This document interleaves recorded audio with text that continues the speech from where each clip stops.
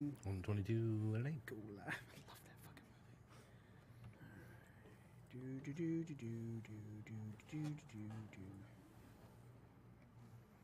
You're listening to the Podcast Detroit Network. Visit www.podcastdetroit.com for more information. Son of a bitch. God damn, did wrestling give us a huge suck off to our dicks this week. We're going to get into everything from NXT UK's takeover in Blackpool to Ring of Honor's Honor Reigns Supreme to what Raw gave us that not a single person probably saw coming, even though you kind of did, to SmackDown Live's Lucha Amazing match. All of that and more this week as we...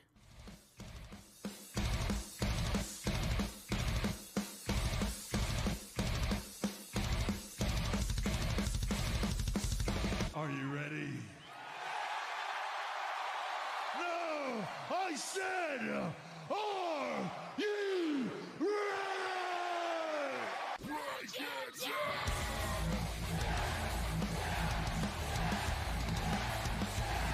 Woo! You just made the list! Oh, I knew he was going to do that. I just knew he was going to do that. He don't need Janetti. You don't know what hard times are, Daddy. Austin 316 says I just whipped your ass.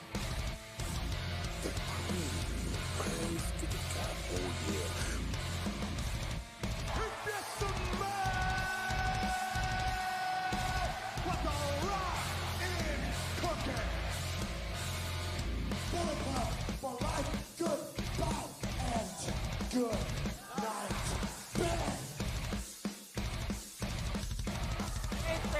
They got the answers. I changed the questions.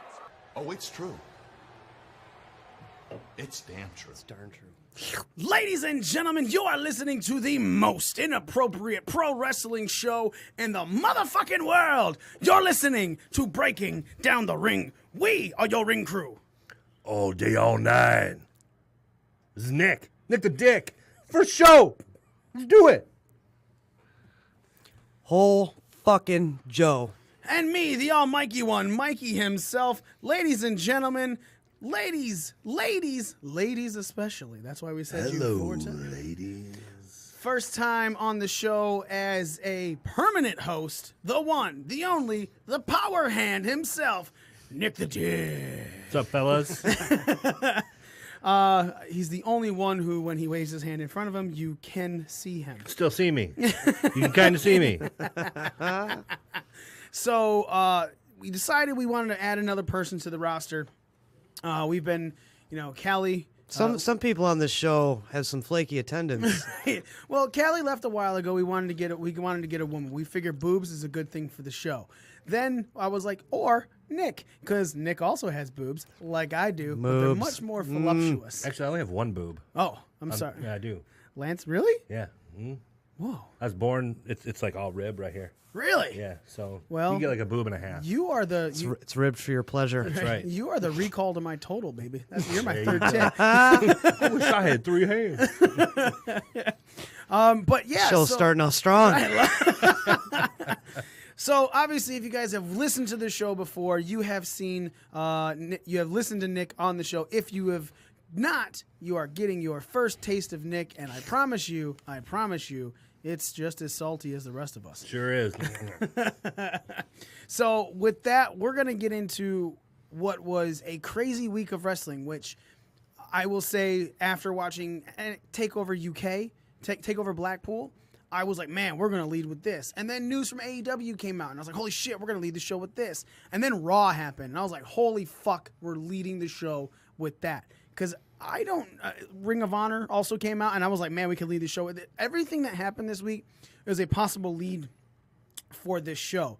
However, what happened on Raw, the push, I guess, the rub, everything that they did for Finn Balor, was nuts. Like, more than they've done for a lot of people. I've seen, we've seen Cena give this person's going to be great, but Cena doesn't take a clean pinfall in the middle of the ring after one finisher. for that. Even AJ Styles hit him with 3 or 4 finishers before he laid down and took the pin. And yes, that's even post John beating AJ Royal Rumble match. One of the better Royal Rumble matches better matches anyone's ever seen. But this week, Vince comes out and he says he took away the title opportunity for Braun Strowman because Braun Strowman was chasing down Baron Corbin, and Baron Corbin decided to hide in Vince's limo. So Braun, being the tickle butt artist he is, ripped a fucking door off the limo. How'd you feel about that? Oh, man, these are the changes I was looking forward to that they were talking about, man. This is new WWE, ripping doors off limos, tipping over limos. Brand new WWE. Never seen shit like that before. Never. So these are the changes they're going to be making going forward. Woo! So Vince then fines Braun $100,000. Braun lips off. A little mouthy there. Yeah, and then Vince goes, all right, well, you're out of the title shot. You lost your title shot at Royal Rumble because of the way you acted. And then Braun goes ahead and flips over the limo. Well, the first hour of Raw proceeded to... so strong. Right? First hour of Raw proceeded to happen then after that with, things we're going to get into. Ronda Rousey, Sasha Banks facing Nia and Tamina. Revival beating the Lucha House Party again. All day, all night. And then McMahon comes out to the ring. And he... states that he's going to tell everyone what's going to happen for Royal Rumble. Well, John Cena right off the bat cuts him off. He says, "You told me." He cuts a straight shoot promo. It's like everyone left. This person, the current Universal Champion. Everyone left. I said, if you give me a chance, I won't make you. I won't disappoint you. Then out comes Drew McIntyre saying, nope, your time is up, my time is now. Like, he's using Cena's own music on him. Well, then Baron Corbin comes out and he goes, well, it's really me. I've been screwed, blah, blah, blah. And then, of course, Finn Balor comes out and he goes, everyone is not even thinking about me. I'm getting tired of being left in these, out of this conversation. It needs to happen. You forgot the part about John Cena's ruthless aggression. Yeah, he's ruthless. Oh, again, it's like he was talking to Kurt McMangle. Vince looked at Finn Balor and said, well, I don't think you could do it. You're kind of small. All these other guys are big. Look at all this A lot of beef in the ring. Because we all know Vince McMahon likes big. Loves the beef. So Finn says, but these people have believed in me, and sure as shit. So Vince says, all right, fatal 4-way. Whoever wins that goes on to face Brock Lesnar at the Royal Rumble. Well, backstage, Jinder Mahal's like, look, when Braun was going on his tirade, he threw one of the Singh brothers, and I had to attend to him. So I couldn't come out there in the ring. I want to face somebody to try and get into this match. And Vince is like, all right, who do you want? He goes, I'll take Finn. And then he lost to Finn. I do got to say, I don't mean to cut you off or anything here, but... You notice how Jinder Mahal's accent has just been phased out? Because Monday, it was just straight up Americanized Jinder Mahal. So, Vince McMahon, I've got blah, blah. And I was like, man, that kind of caught me off guard a little bit. I can honestly say I did not notice that. Did you notice that, Joe?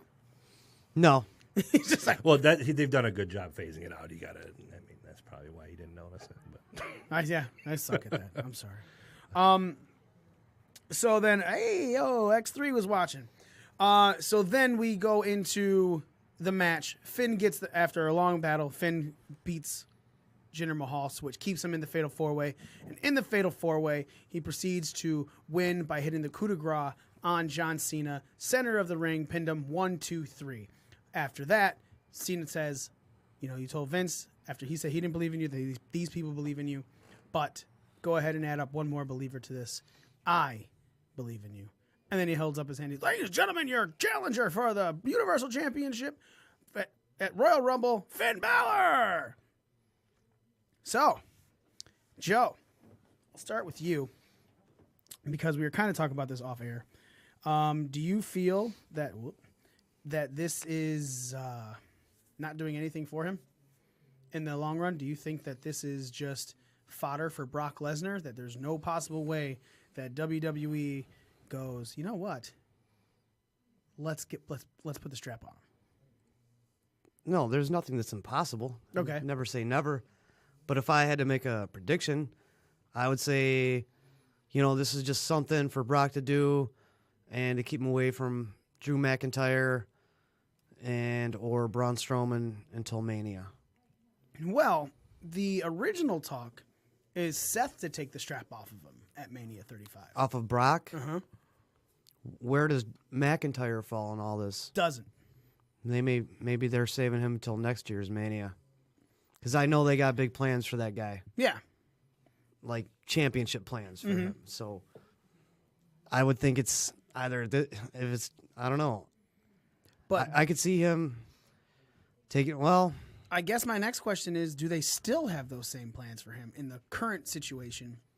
Whereas plans for McIntyre? Yeah, which they have, to be top title holder versus guy who was like, hey, we're going to run with you at some point, to now going, all right, people aren't watching. Well, where does Dean Ambrose fall in all this too? Well, he's no longer a champion. And Right, they which killed him. But that could also, with their weird booking, leave him an opportunity to go for the main title hunt somehow. Possibly. I'll be honest, man. Because he's not done with Seth. So. Why wouldn't he be?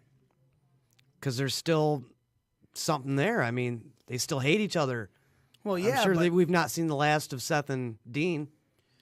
I will say this, man. If I got to watch another fucking Seth Rollins Dean Ambrose match in the next 3 months, I'll be pissed. If I got to watch it before Mania or at Mania, I'll be pissed. So you think they're not going to touch before then? I think it's, hey, we killed this shit. We did it all wrong. We got to let this go and maybe bring it back later.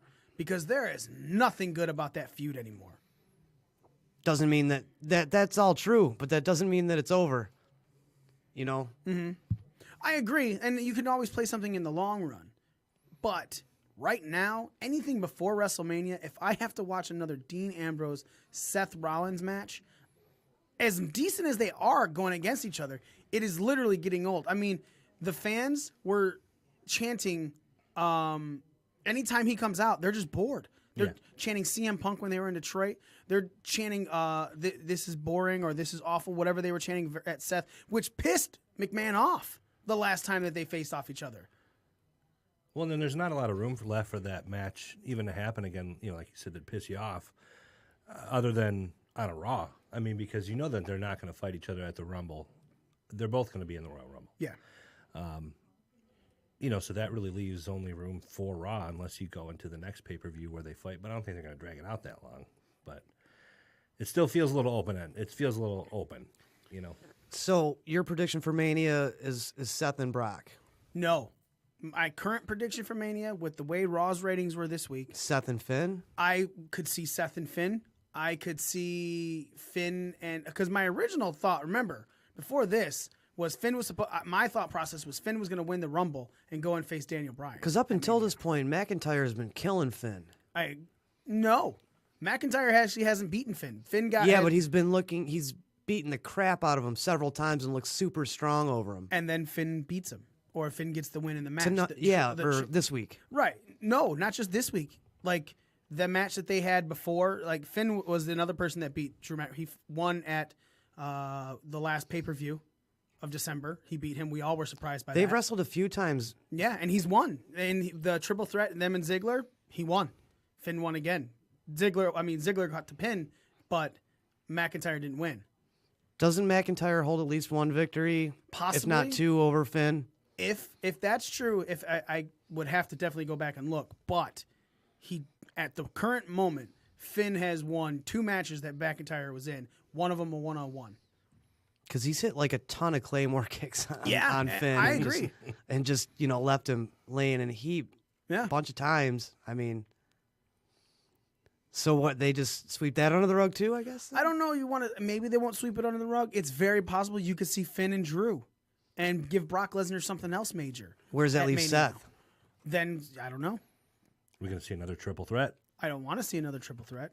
Not like we haven't seen one of those in a while. Right. Seth could fucking win and go to fucking SmackDown, and then he could face Daniel Bryan. Yeah.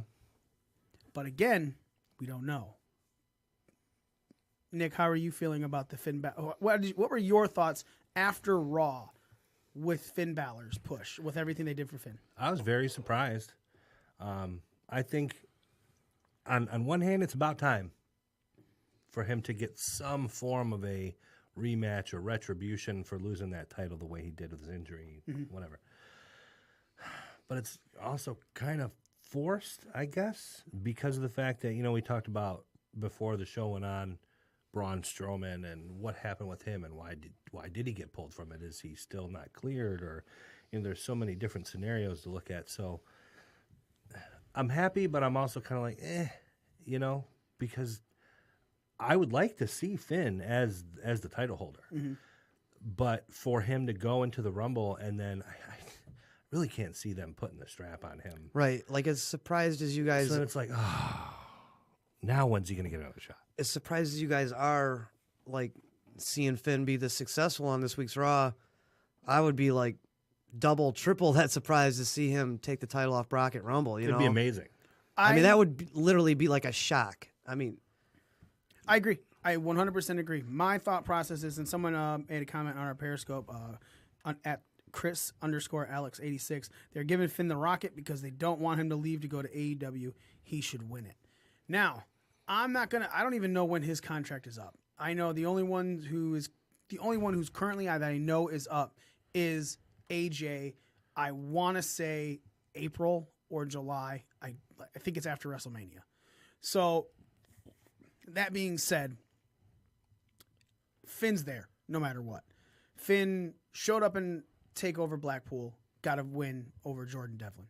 Finn came out on Raw and was pushed stronger than I've seen a superstar pushed in a very long time. Yeah.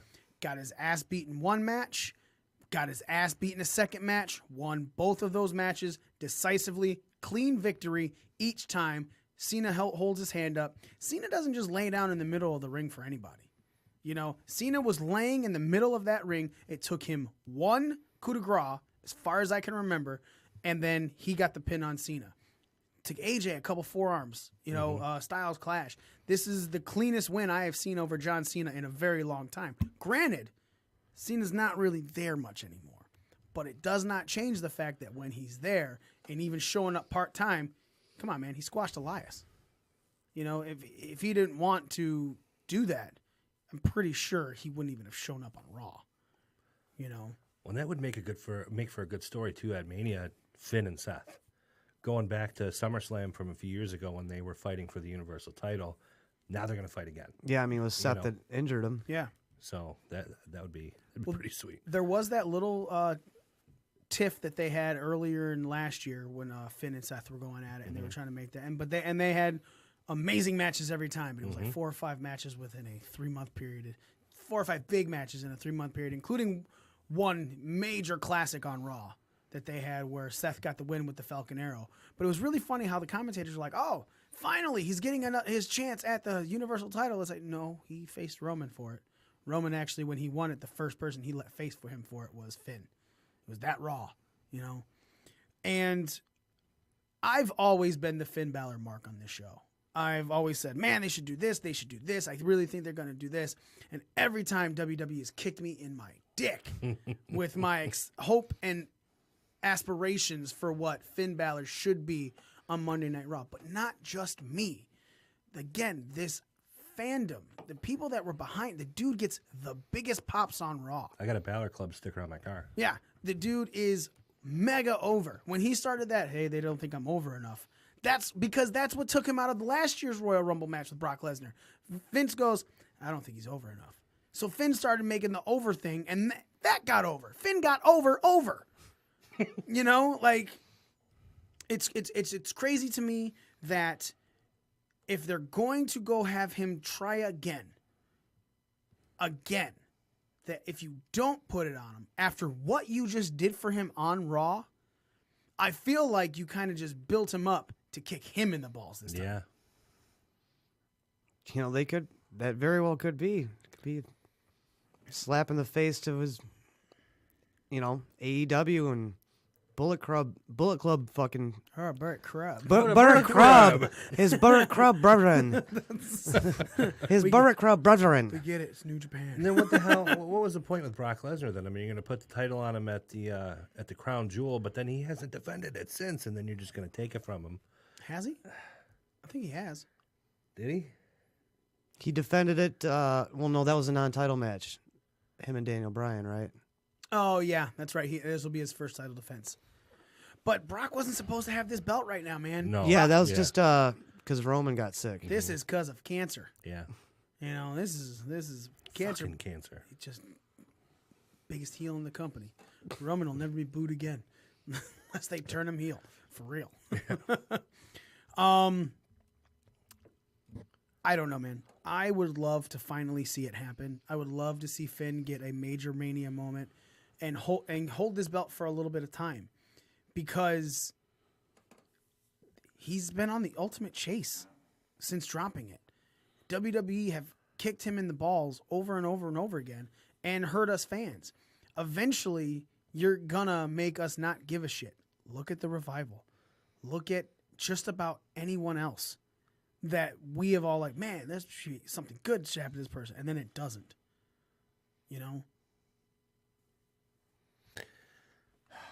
I don't know what to expect from their. I want to know their now. creative anymore. Right.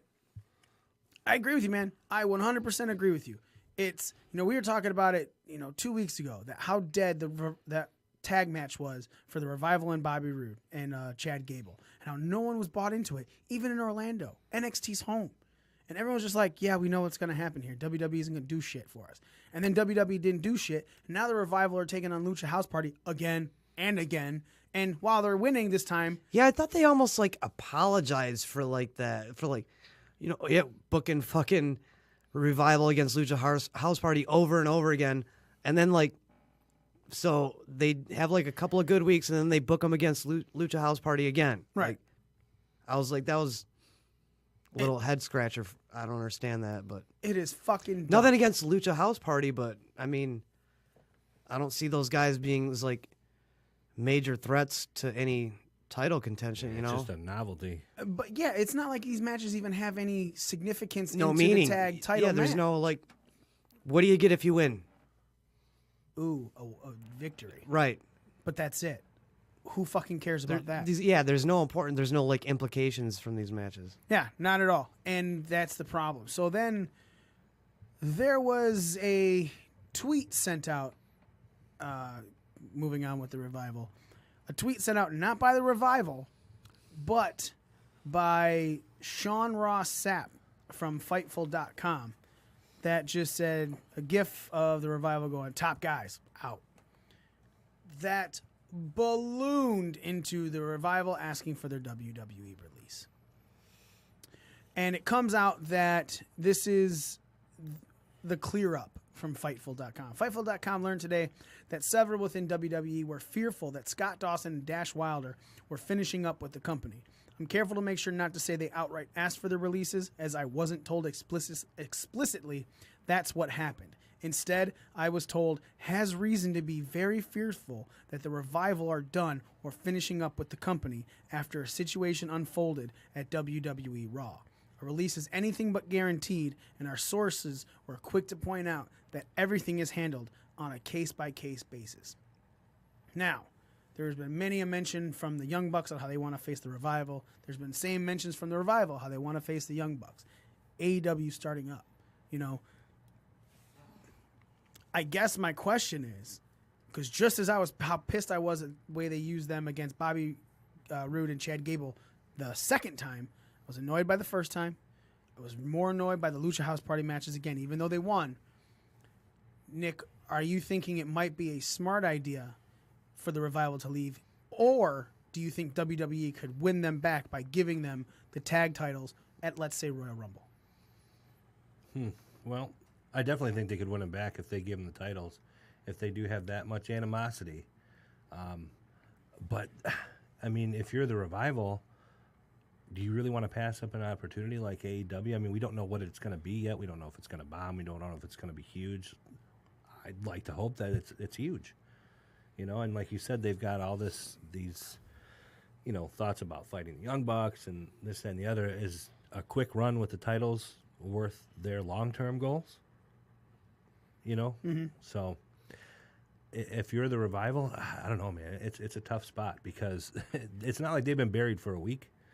They've been on Raw for quite some time, and they had a little bit of a push there when they were, you know, fighting with the B team and going after the titles. There was like, when there was like a tournament or something they had a little while back, and then nothing ever happened to them. And then you didn't see them for a while. They had the issue with a hurricane in their home state. I think one of them lost their home or something like that. Mm-hmm. So, you know, you didn't see them for a little while. But, you know, like I told you earlier in our group text, I didn't really care for them at first. Those dudes can wrestle. They hit hard. They sell moves hard. They're a good tag team, and I think that is a good team to represent the tag titles. But, man, if you're them, it'd be hard not to want to go. Joe, what are your thoughts? There's still no evidence that WWE, either Raw or SmackDown, are going to put any like real importance on the tag division as they haven't in years. So, understandably, I could see why the Revival is frustrated. As far as like AEW possibly flopping or not, I mean, they got a 5-year contract, so someone's going to make some money over there for the next 5 years. It may not be the Bucks or the Khan family, but the wrestlers working there are going to get paid. Mm-hmm. So they could make a viable, you know, and financially, fiscally responsible move over there, and it makes some waves, especially with all like the being the elite, fuck the Revival stuff, and all that stuff. People would love to see that match. Now, obviously, we have no clue what the Revival's contracts are. Do you think, even if WWE tries to go ahead and give them a run with the titles and say, hey, we're sorry, we understand that you're this frustrated, we're trying to work into this, but we're going to give you the titles and we're going to give you a good run with them, what would your thought process be on that? Like, do you think they could win them back with those?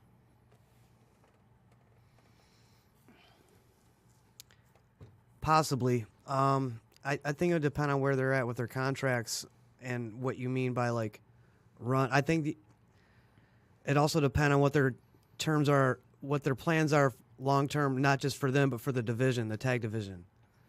You know, I think they'd have to show some serious moves on their end that they've got a commitment to the tag division. On their end, I mean WWE's end. Because, I mean, a run, even if it's a decent run, what does that mean when the run comes to the end and, you know, the tag division is on the undercard and sometimes not even on the card? Then what? I mean, like we saw on Raw this week, you didn't even see Bobby Roode and Chad Gable. Right. They're your tag They're champs. the champs. Yeah, you didn't even see them. So you haven't seen them the last 2 weeks, actually. That's not evidence of putting importance on your tag division. Like that's what I'm saying. There's no evidence that they're going to do that yet. The last 2 weeks, the only tag match featured on male tag match featured on Raw has been the Revival and Lucha House Party. So at least Revival is still on television, but it's a situation where at least me personally, I'm like, man, you have fucked me over so much. The crowd is dead when I wrestle. It's the quietest it is the entire night. We're on the shittiest part of this, which granted they were put on the first hour, which is normally the largest rated hour, which still was this week, but it's to a point where no one cares anymore because it does not matter what you give the Revival. Wins, loss, anything. They're just there. There's no reason to get behind them. They're in a situation where there's no one knows if they're the good guys or if they're the bad guys. It's like, do we cheer for them? Do we boo them? Do we hate Bobby Roode? Do we hate Chad Gable? Do we hate Lucha House Party? Do we like... They don't know what to do. They're not the good guy. They're not the bad guy. They're the top guys. But the problem is the fucking audience can't buy into them because you're not giving them a definition. You're not making them... Name your face tag team in the tag division on Raw. Can anyone? B team. B team. I was just about to say There you go. Okay, so we'll go. We'll Rhino go and Slater. all right. They're doing what? Nothing. Nothing. All right. Now name the heel tag team on Raw. I'm drawing a blank. Seriously. AOP. Yeah. Oh yeah. What, oh, Also they have doing been nothing. doing nothing. Yeah. Also doing nothing. So we just named off 3 teams. I guess Chad Gable and Bobby Roode are the face team, right? But that's the Kinda. thing. You just don't know. Like, they're allegedly face, and they were definitely face when taking on AOP. But the way you've been having Revival go against Lucha House Party, AOPP. yeah, getting screwed over by the Lucha House rules, that kind of made everything wonky. And then you had them face the tag team champions who, first match, won wonky. Second match, won wonky. This is your face team that is winning by ways that a heel team should win. And whatever happened for like any type of rematch or readdressing or for The second one? Revival's foot being on the rope during the pin. Yeah, because they sure Did they get a yelled- rematch or was that even addressed? Or Nope, that was 2 weeks ago, and last week the Revival yelled at Lucha House Party for knowing it, but yet they didn't say anything about it. Oh, but this week they got a little bit of redemption because of whoever they were pinning from the Lucha House Party had his foot on the rope, and then they knocked it off. So like, I would like to point out when I was going through, Well, that makes it all better. when I was going through this fucking card to figure out what I was talking about at Raw, I was like, when the fuck did the Revival face Lucha House Party? Like, I had to go back and watch Raw. Go, oh yeah, I literally. That's what you've done to your tag team division, and the Revival, who I love. You made me literally forget about them. Literally. Yeah, we can address the tag team division's woes again when we get to SmackDown. Yeah. So, that being said, let's talk about the ratings for Raw and one huge announcement. So, Raw's ratings, we have mentioned many a times, has not been really good. You know, they had their lowest ever ratings 2 weeks in a row. November 26th and December 3rd were November 26th, they hit 2.369 million viewers. And December 3rd, they hit 2.285 million viewers. Oh, and I'm sorry, then the December 10th episode where they hit 2.194 million viewers. Well, then post TLC is when Vince came back and they hit 2.57. Then, of course, there was the Christmas Eve episode and the New Year's Eve episode, which didn't even cross 2 million. So those, whatever, they're taped. People basically know. No one's really home watching them at Raw anyway in those nights.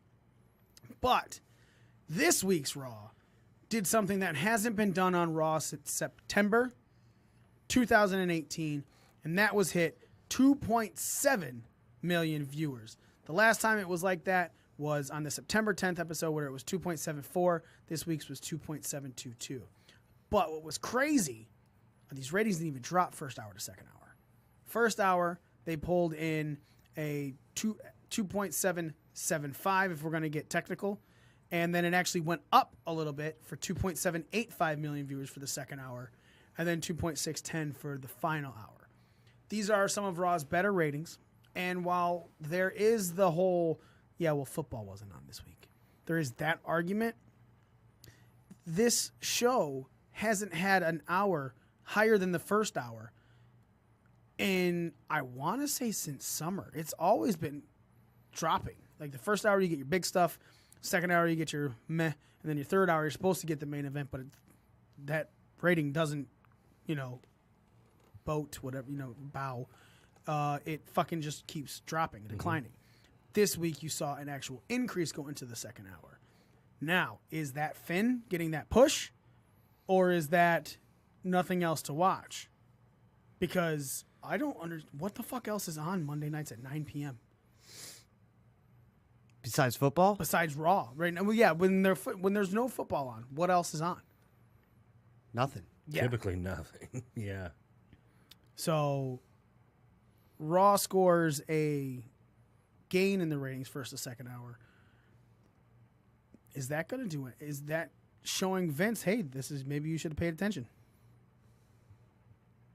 To Finn? To Finn, anything. This is what you're truly doing. You're finally pushing this. But at the same time, Vince also came out at the top of the second hour. Well, if you're going to have a 3-hour show, you got to keep your audience captivated for the majority of that 3 hours. To me, that's a problem when you start the show high and you end the show low, especially when you got a main event in that third hour. Mm-hmm. I mean, I think what they did is they had something that got the audience on a high in each hour. They had, the beginning of the night with, the Braun Strowman thing and Vince McMahon coming out and the announcement of that four-way. Then in that, did a moment of bliss happen in that second hour? The tag titles? No, that was the third That was hour. the It was third right hour. before the That was the top of the third hour, wasn't it? It was little at the beginning because that match was the four-way was a half hour long, so that happened around 10:30. Yeah, okay. But yeah, they got to keep something to keep everybody's interest for all 3 hours. I mean, you really do. If you're going to go that long. This is still a major drop from what it was last year. Yeah. The year before, when football ended, like they were at like 3 million viewers, for that bounce back episode. Well, they've got a disenchanted audience right now that they've helped build in this previous year. So it's not just going to change overnight. I mean, it's going to take some time to build the ratings back up.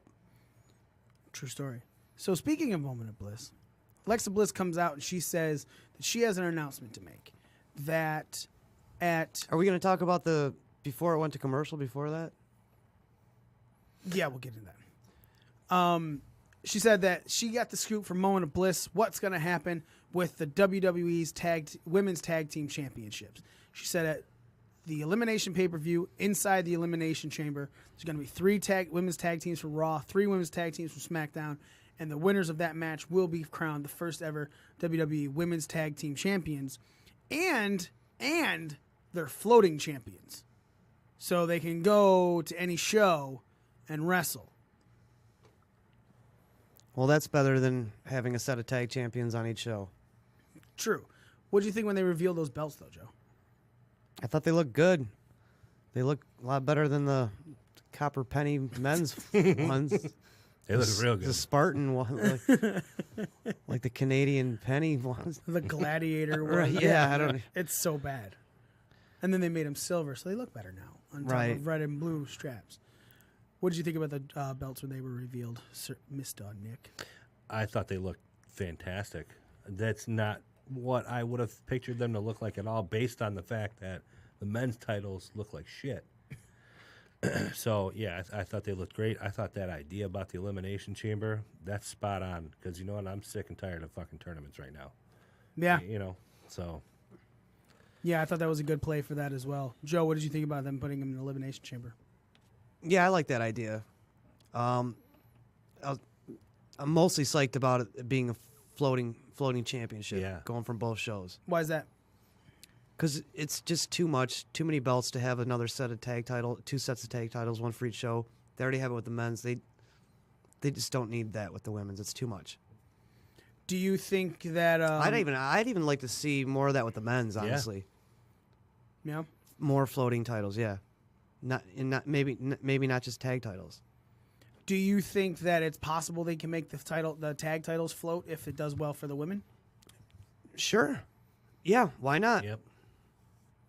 Okay. Now, when I saw these, I thought they were the best looking belts on the main rosters. Period. Any of the belts. There's a single fucking belt, not even the WWE Championship, that I look at going, wow, that is a beautiful belt. Like when I first saw with the new logo, even when The Rock debuted the one with the scratch logo that said champion on it, and they were looking at it going, all right, it's kind of weird, but whatever. And then they came out with, well, here's the updated logo, and we're going to put this on the black belt. This it pops for me. Like you look at it and you go, man, that's a fucking beautiful belt. Similar to the NXT major title. It's a beautiful belt. Just overall, it looks good. It's something you'd be proud to sport. Unlike when Cesaro and Sheamus came out on SmackDown rocking the SmackDown titles, are like, oh, close your zippers up. Like, zip those jackets. Those fucking titles are just horrible looking now compared to this new one. They wouldn't be as bad if they had some color to them. Adding some silver fucking plate with nothing but the blue or the red background. Yeah.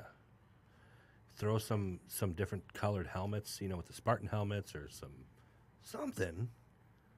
I was honestly expecting a white title with pink fucking Spartans on it for the women's. I really was. Shaped like a butterfly, maybe. Oh no. Don't want to see that again. Joe, you made mention of it right before this. Lexa Bliss's coffee boy walked in on her, and all she had on was a shirt covering up her breasticles. Oh my. One of the highest rated things on YouTube right now from WWE. The only other thing that is rated as high this week is Naomi and Mandy Rose from SmackDown, where they did the exact. She fucking throws her dress off in a fucking hotel, or her robe off in a hotel room. Are we going back to the Attitude Era there, Joe? I don't know what's going on here. Like, it's having this women's movement, women's tag titles, but right before we make this announcement, we're just gonna have a gratuitous topless scene for no fucking reason whatsoever. None at all. And then not even mention it afterwards. Just throw it in there and then move on. What do you think, Nick? I must have watched Corey and Michael Cole's reaction on that loop of that gift like 10 times. They're just like, yep. That was that. Renee, too, is they're all just standing there like. Renee's like being all super professional, and Yes. Corey's sitting there like, I'm about to come. Like, I don't think I can hold this anymore. I need to come right now. I was waiting for something to happen. Like, okay, yep, he's walking in on her. There's her back. That's a nice back he got there. And nothing happened. Could you leave? That's it? Yeah. Yeah. It was pointless. Totally useless. Mandy Rose dropping her robe. What'd you think of that one, Nick? Mandy. Yes, that's how her song starts. Heavy breathing. Again, it was a little cheesy. When you give Mandy the opportunity to act a little too much, I lose interest real quick. I mean, she looks good and all, but I mean, she just, I don't know. I knew what was going to happen. I knew that here comes Naomi. They're going to fight. I did not expect to see Naomi. Well, I mean, Jimmy was super screwed, like when Yeah. the photographers came in and took the pictures. I mean, because everyone watching on TV was going to keep the secret, Right, The yeah. photographer was going to break the news. Dude, that shit is, I don't know. It's just, it's so funny. I don't know. I agree. I was in the middle of writing a tweet that said, "Really hope Naomi doesn't have a television." I wonder when the photographer releases those pictures, if it's gonna have the cameraman. You know what I'm saying? Yeah, because I was in the middle of, I was tweeting out, I was like, I sure hope Naomi doesn't have a television set her own. Right, Well, she won't believe anything that Jimmy says.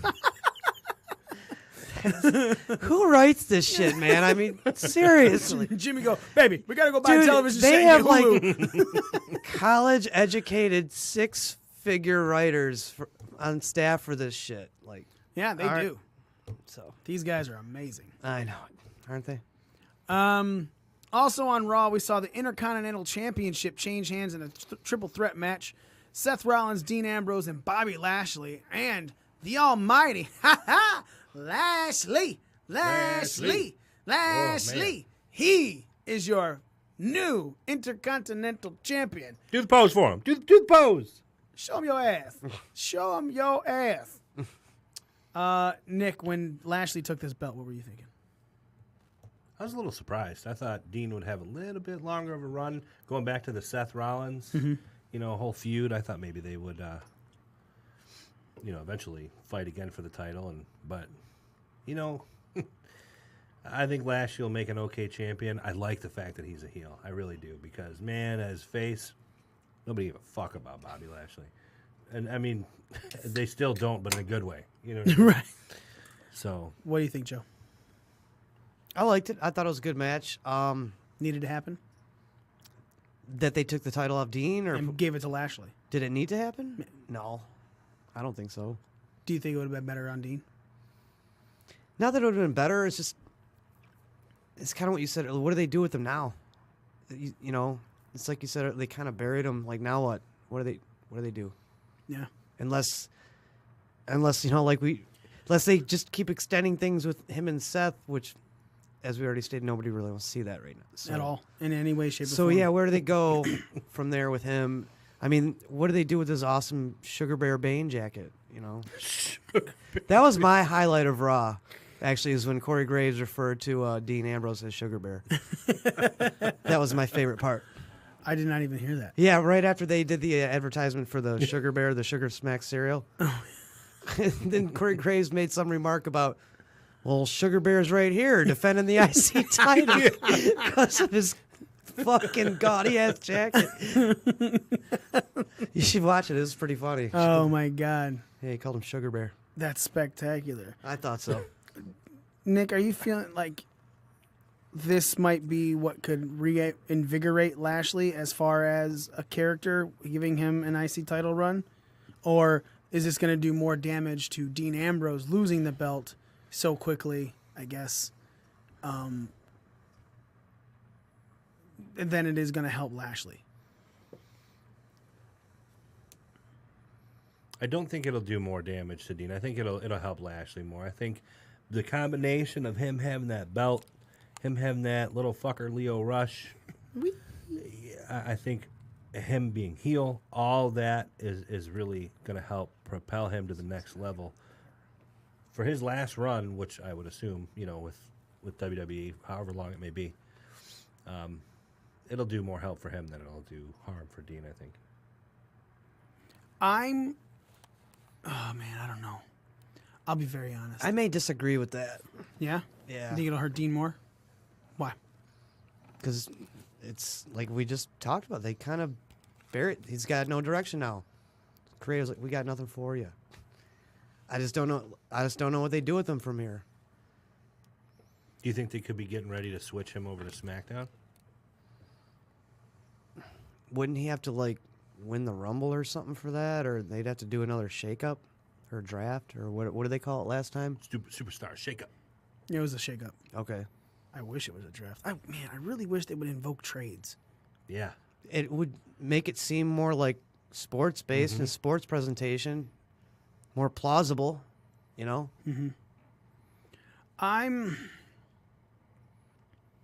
I really wish Dean Ambrose would have just said, I don't want this belt after he beat Seth for it. I think coming out on Raw that next night would have been the ultimate fuck you, Seth Rollins. Pulled like a Naito. Right. I just wanted to take everything that you had. I want to destroy you. I took away your IC belt. I don't even want it. Take it. Give it to somebody else. You know, like that would have been the way to really get him over, to make him even seem more like a fucking dick. Been like a heat-seeking missile. 100%. Now he just lost. He took the pin, so there's no reason for him to go after Lashley for this belt. Plus, you got rid of automatic rematches. So again, he doesn't even get one of those. So it kind of sounds like you kind of agree with me that it kind of hurts Dean more than... Yes, and that's my thought process in this. Look, I'm all right with giving Lashley the IC belt. He needs something I got no on problem him. with that Yeah. either way. Like, but yeah, it's just what do you do with Dean? No. Right. He lost the belt. He lost. Was it a clean loss too? Did Lashley just hit the spear and then pin him? Well, Leo Rush was interfering, but you know it's no disqualification in that match. So Right. That spear was brutal. yeah, I mean he's always had a nice looking spear because he rolls through with it. I don't know, man. I'm in the.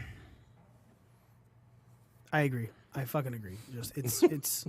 I feel like what they have done with Dean Ambrose, with even Seth Rollins, because dude, Seth is constantly still going over that as well. Like, where is any fuck to give about these guys right now? We talked about that for a second earlier. Like, well, do they plug Dean into the Universal title picture now? And it's like, well, they could, but do you really see that happening? Yeah, no. No. So yeah, now what? Now he's just gonna float around on Raw. I guess, or maybe win the Rumble and go to SmackDown.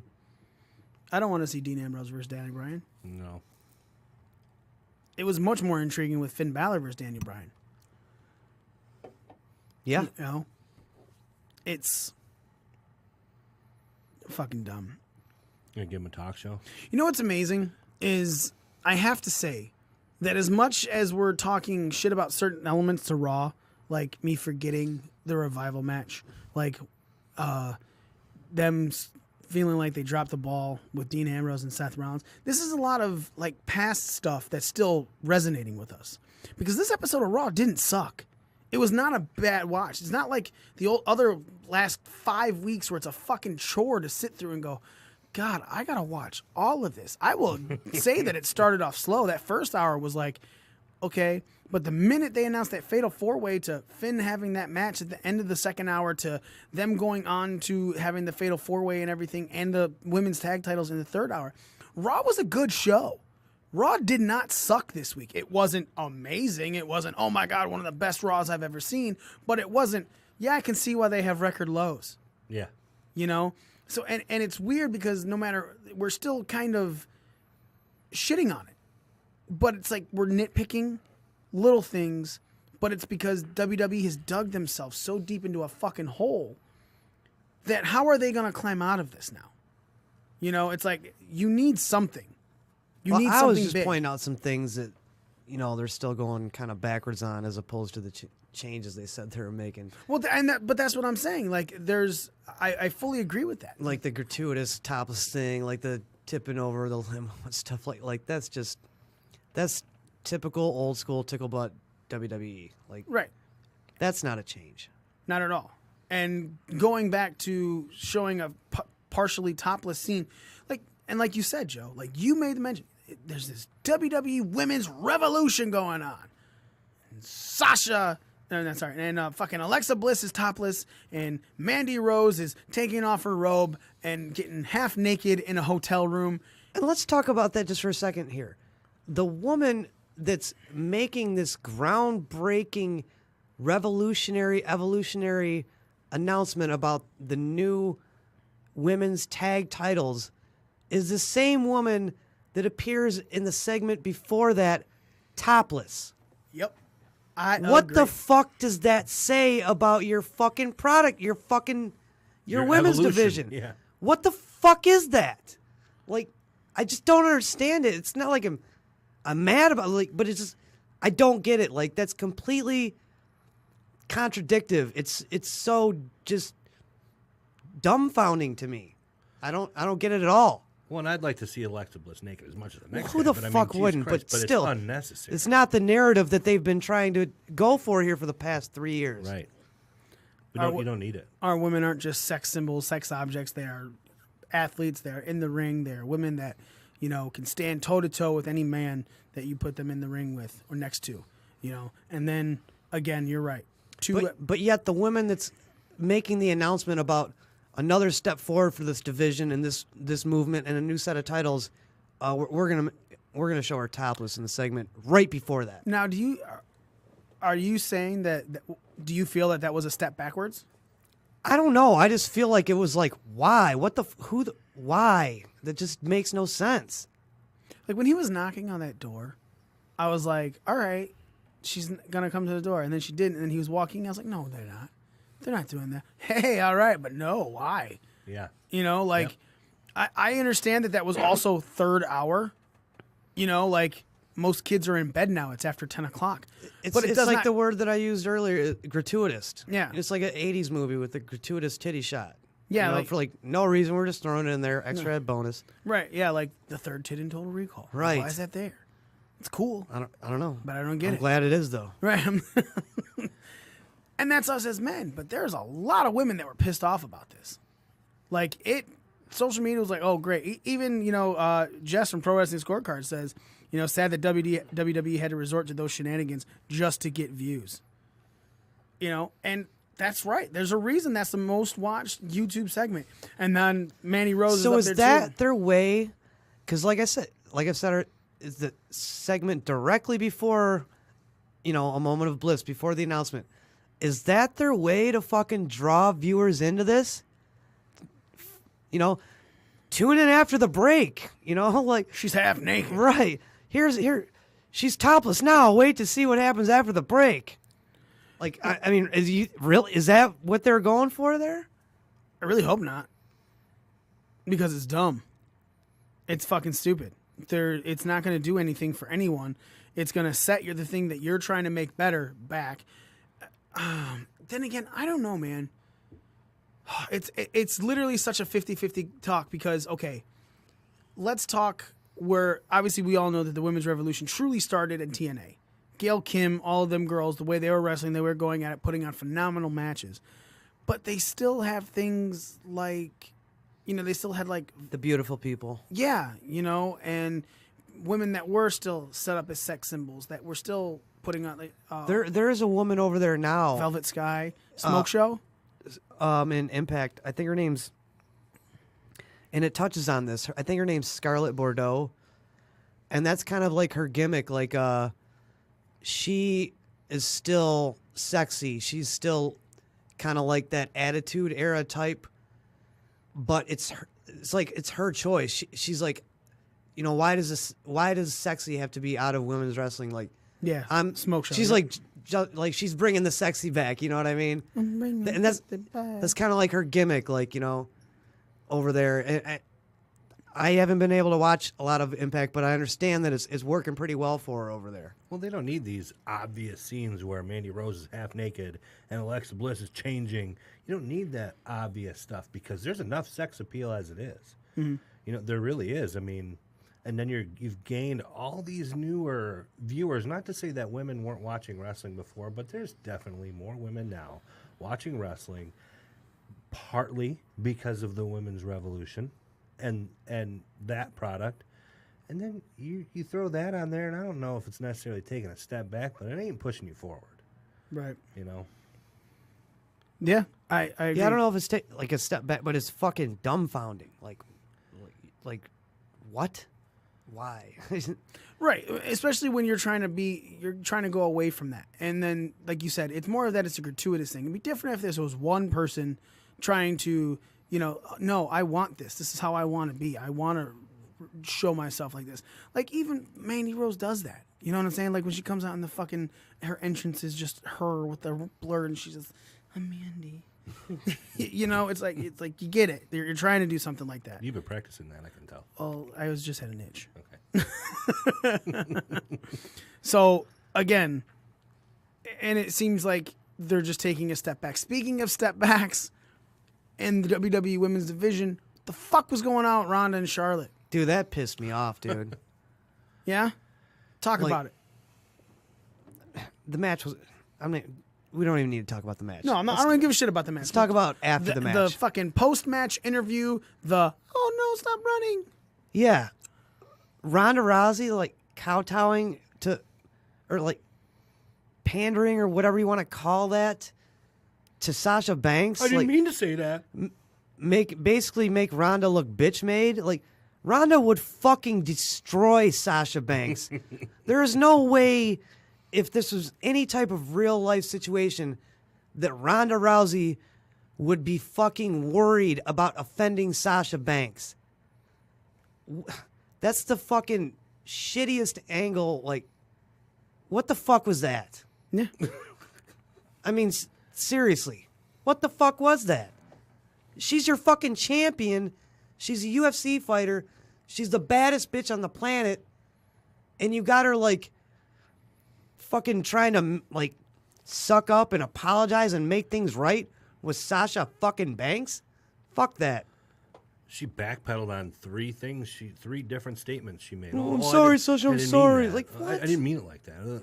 Who fucking cares? Fuck you, Sasha. Yeah. I'll beat your ass. I did mean it like that. Yeah. Smack. That's the Ronda I want to see. I want to see this fucking... I'm all right with the first... Like, you know what I'm saying? The way the promo started, they're back and forth, it was okay. I could, because it was She built last chased week. her down the aisle like... That's what I'm like talking a about. So child would chase their bully. Or like, it starts don't off... pick on me. It starts off with Ronda cutting her promo. And Sasha going, what do you mean I don't matter? And then Ronda like, you know what? You're right. I'm sorry. That's not what I meant to say. Because the whole thing was built out of respect last week, right? And obviously there's like a friendship there. But it seems like then... Because when you have her run up the ramp, don't walk away from me. Like, she sounds like she's angry. And then she chases her. And then she's like, that's not what I meant. I love you. And we should be together. Like, that's what it seemed like. That's what it fucking seemed like. It seemed like someone who had fucked up and saying something, and her girlfriend was about to leave her, and she's like, don't leave me. I love you. Don't go to bed angry. Yeah, let's talk about this. Let's just be friends. Let's do what we're supposed to do and just have happy time. And so we have a fight in a couple weeks. It blows my fucking mind. That this is, you're billing her still as the baddest woman on the planet. So the baddest fucking woman on the planet is going to walk up a goddamn ramp and go, hey, I'm sorry. Forgive me. That's exactly what I'm saying, man. It's ma'am. The most passive-aggressive woman on the planet. It fucking blows my mind. And that hurts Ronda. See, that's why when you're saying, like, Raw was good this week, see, it's stuff like that sticks out of my mind, and I'm like, it was okay. Well, that's what I'm saying. It was good. It wasn't great. It wasn't spectacular. It wasn't amazing. But there are way more good points of good on Raw than there were bad. That was a bad one. Me forgetting the revival, also bad. That's the match. But Topless Bliss, it's right there in the fucking hot center. but stupid. Right, not necessary. The reveal of even the promo that Heyman was cutting on Moment of Bliss was good. And yes, you finally got to see the goddamn call-ups show their face. Nikki Nikki Cross had a match on Raw and won. You want to play? I'll play with Nikki. And that's fine. That's fine. It was great. It was a great little debut. The fucking Heavy Machinery debut, though. Fun. He comes on, pretty lady. That was the other thing. He says all like, pretty lady. Yeah, Joes. I'm so sorry. Tucker Knight pulls him in the back.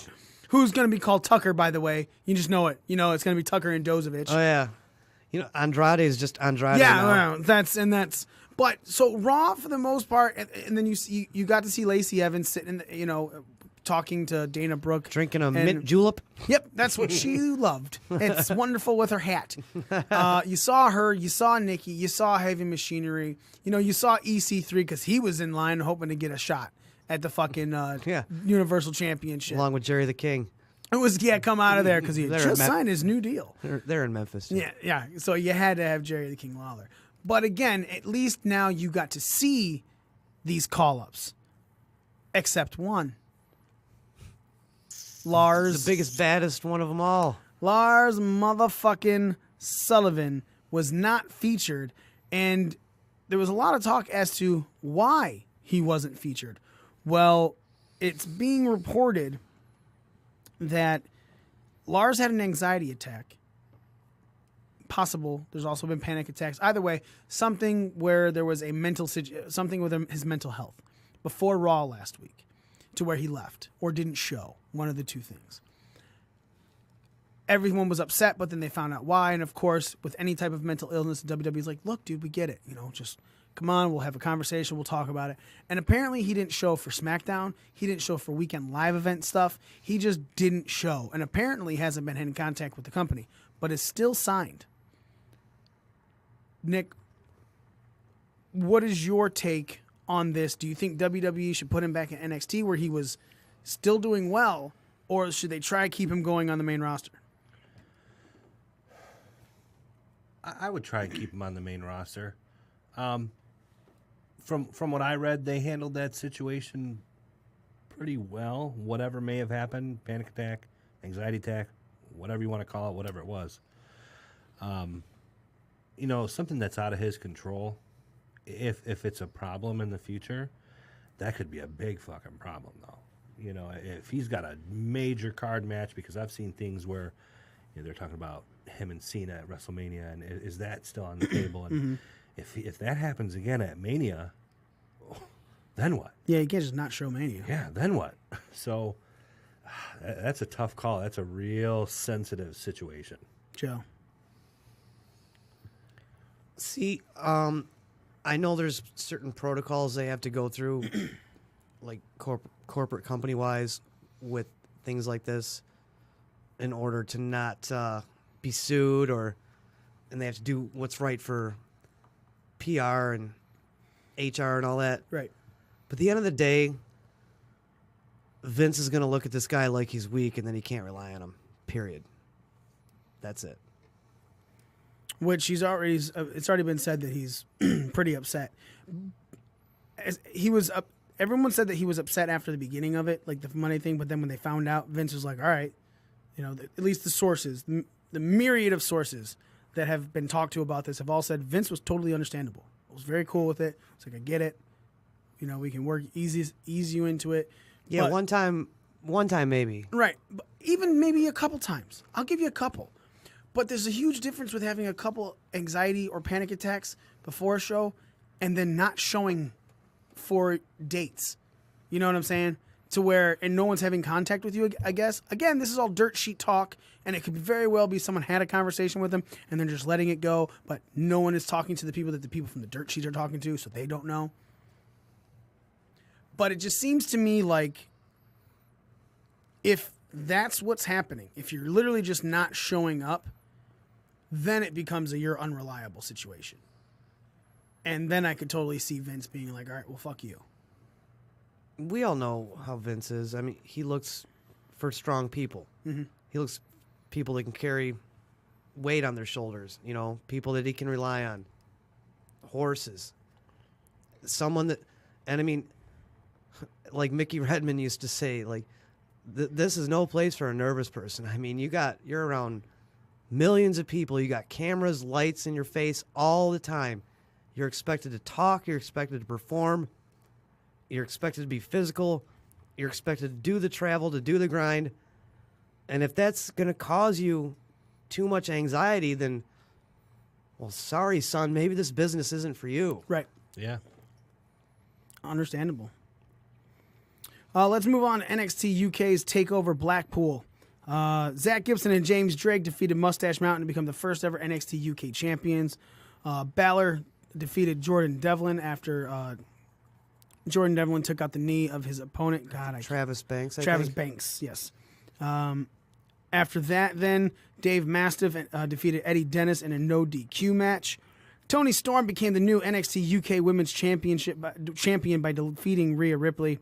And the United Kingdom Championship was retained by Pete Dunne himself after he beat Joe Coffey. And then after that, Walter emerged from the back to stare down Pete Dunne in the center of the ring after kicking Joe Coffey back out of the ring. Let's talk about the first things first. I mean, we did not cover it basically at all.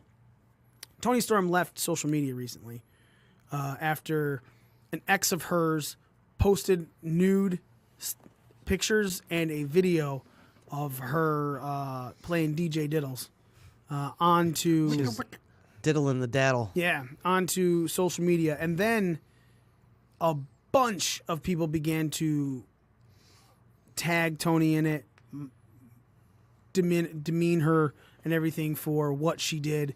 I can't say exactly what they said. I didn't see any of the tweets, but it did cause Toni Storm to leave social media, all forms of social media. She has since come back after winning, this title and things like that. But it even went into part of the storyline. There was at one point where Rhea Ripley was just like, we support Toni. Fuck that. I don't support her. Bringing real life into a storyline, which always makes anything better. Yeah, I like that. Yeah. So obviously we put out a tweet at one point that said, look, it's not like this girl was just going out there being a whore. She didn't page it up, which even Paige wasn't being a whore, but she was just. Yes, she was. Yeah, it's her sex life, but that's how she chose to live her life. But she wasn't like putting it out there for everyone to see. And then when someone busted it, they would found out there was cum all over the fucking NXT belt, blah, blah, blah, so on and so forth. When you're filming everything. Yeah, it's going to get out One there. would expect others to see it. Yeah, at some point in time. Yeah. There's that. So Toni was very little. There was a shot of her frontal, but everything was covered outside of the diddles. That's the most that you saw. But everything overcame. She's back on social media, and she won the NXT UK Women's Championship. Nick, you said you were watching this match, and we were all talking about how great of a match this was. What are your thoughts on it, man? It was a good match, and I think Toni Storm, she's going to make a good champion, and I do feel bad for somebody like that, especially when you say that they're not putting themselves out there like a whore. There's so many women out there that have taken photos of themselves, sent to their man, done that, whatever. She's a human being. It's an honest mistake. I like the fact that they did play into that. Like you said, playing off those real life scenarios just really, really makes that build even that much better. But But overall, I thought it was great from the match to the storyline build up. It was solid for sure. Joe, is it a win that you felt Tony deserved, or do you think that this is jumping on that social media support bandwagon? No, I've always been a fan of hers. I met her in Livonia at the last Evolve show, and she was there with Progress, who's also there. Super cool. I was disappointed at her when she didn't win the first Mae Young, actually, and that they didn't sign her. So I thought that she had it. I thought this was a perfect scenario, actually, for her to take the title. What happened in real life, she was always a figure, a character that was really good at drawing like empathy and sympathy from the fans. And so this little sex tape thing just it kind of actually helped with that, I think. And Rhea Ripley's like the perfect opponent to bring all that out because she's a big bruising badass bully of a girl, and is perfect girl to play the bad guy to the real life bullied Toni Storm. So this is like a feel good moment for her and for their women's division. I think it's the right move to make. What do you think about the match? Good match. I mean, nothing really stands out as being like a spectacular, holy shit, oh my god moment to me. Okay. And that's what when I remember specific things about wrestling, it's usually like moments, like a specific spot or a specific something that's like you can point out without even thinking about it for the match. So I don't have anything like that for the match. All right. Pete Dunne kept his modern era title streak, which is the biggest, longest, and everyone said the modern era. I think we're now at 606 days, because I think it was Saturday was 603, so it's 607 days that Pete Dunne has been a champion for a top title for any brand in the modern era. Is this something that is only being allowed because it's the UK title and it's not something that's been seriously featured? Or is this something that is just, man, they want him to be this supremely long reigning champion because of how well he does, Joe? I think it's more the former. I mean, they didn't even have a show for the UK brand for the longest time.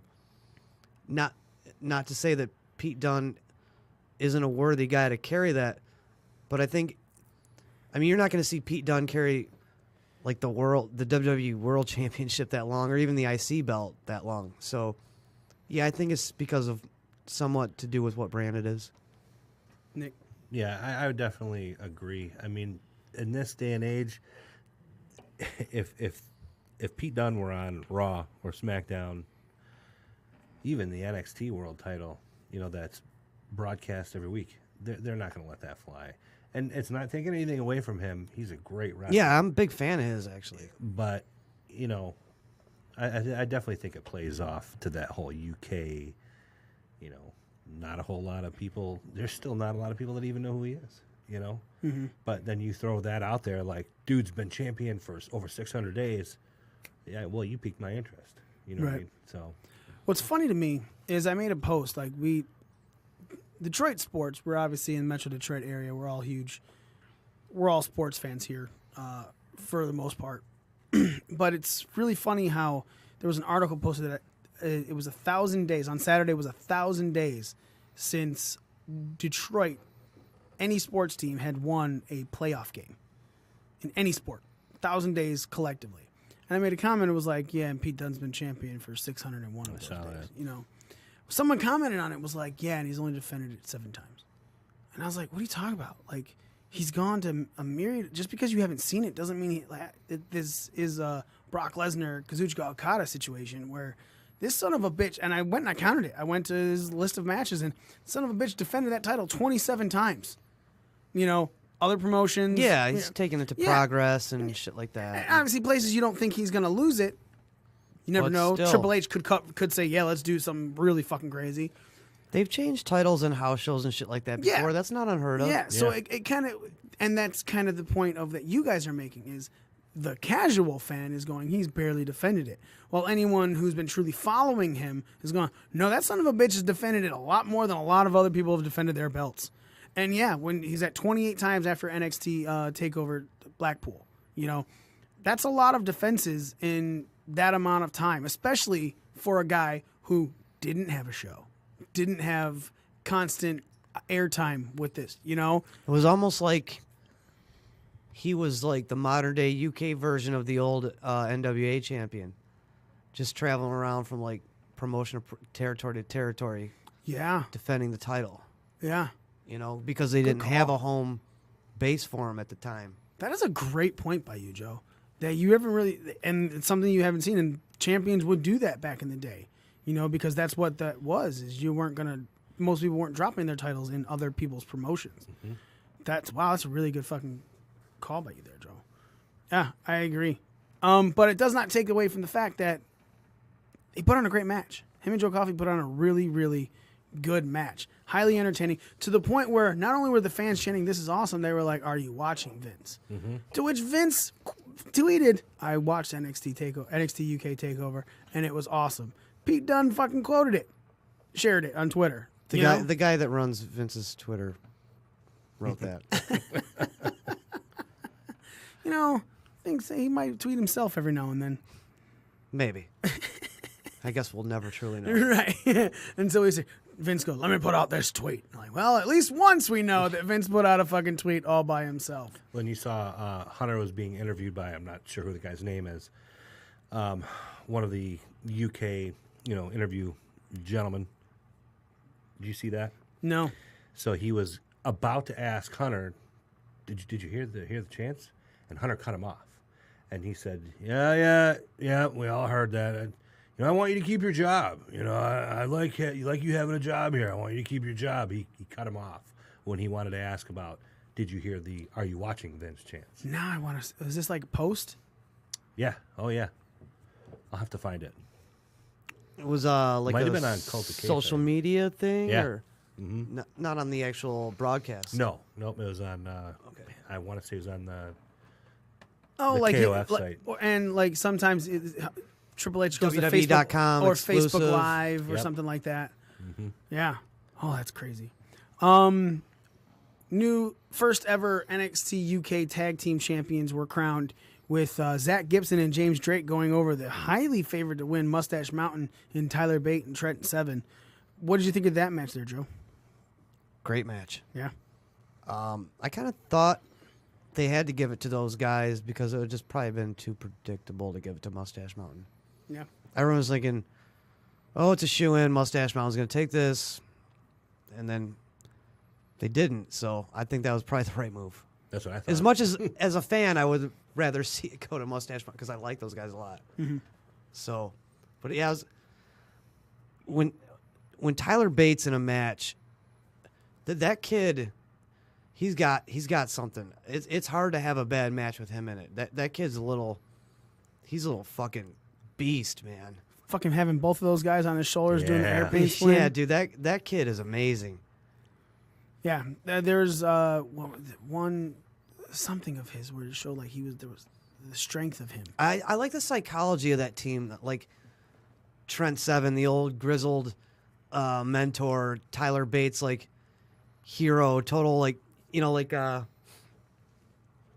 Colin Firth and Kingsman, Oh yeah, kind of like that. Where he's super smart, got all this, like, his body's breaking down, but he's got this young pupils, just this fucking brick house, so it's like whatever Trent Seven may lack in his body breaking down and physical ability, Tyler Bate can make up, but still Trent Seven's there to kind of like steer that ship in the right direction, and like maybe he's nursing a injury from being old, and they can work that in the storyline. It just works, right.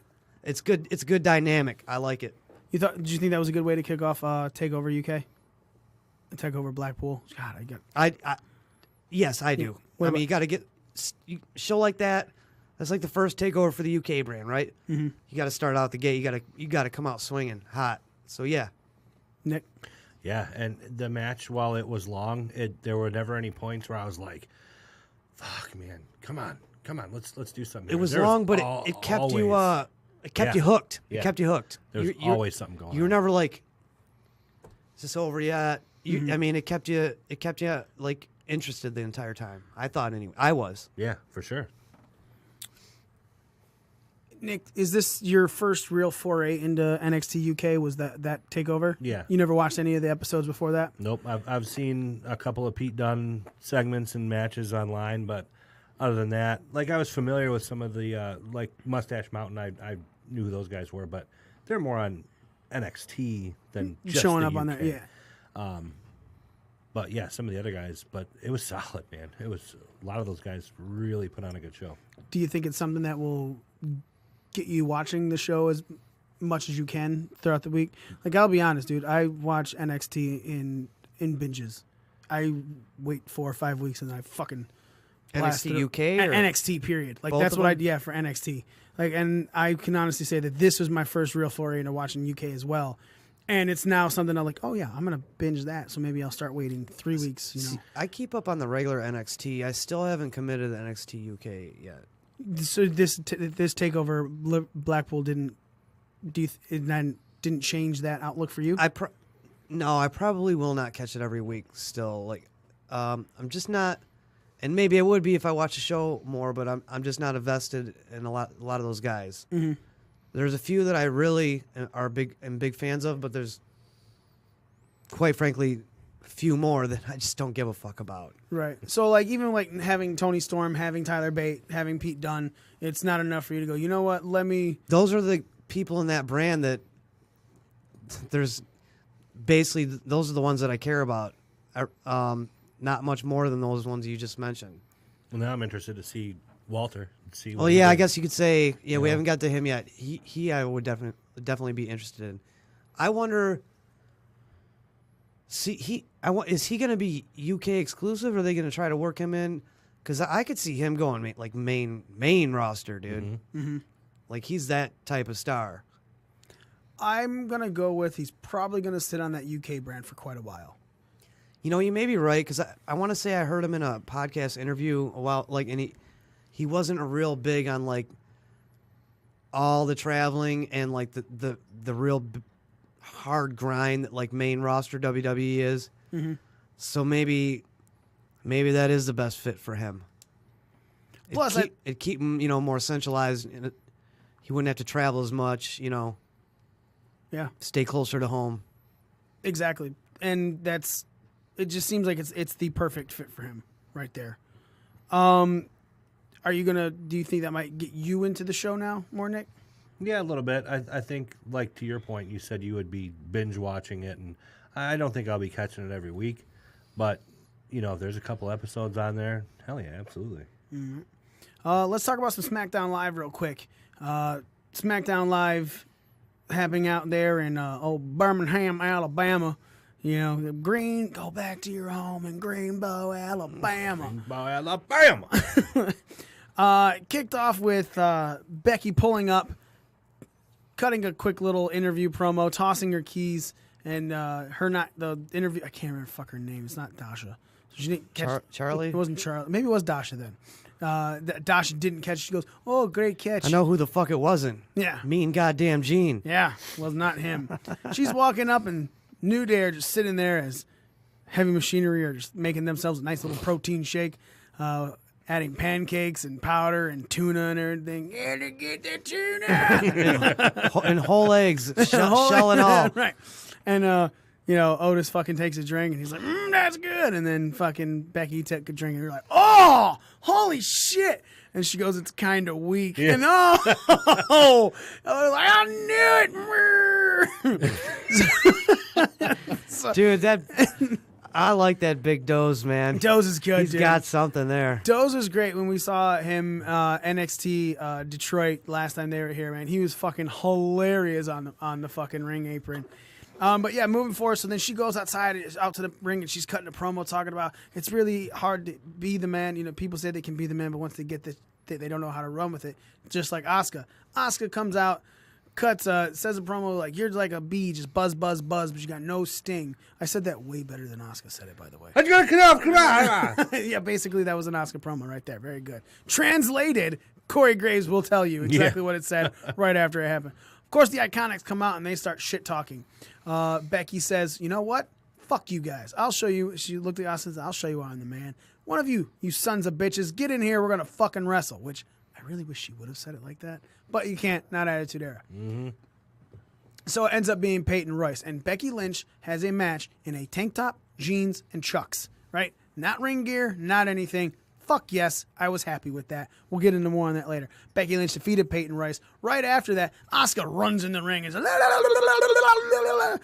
just whatever the fuck she was saying. And then she fucking pulled Billie Kay in, threw her in the ring, beat her up real quick, hit her with a fucking Asuka lock, made her tap really fucking fast.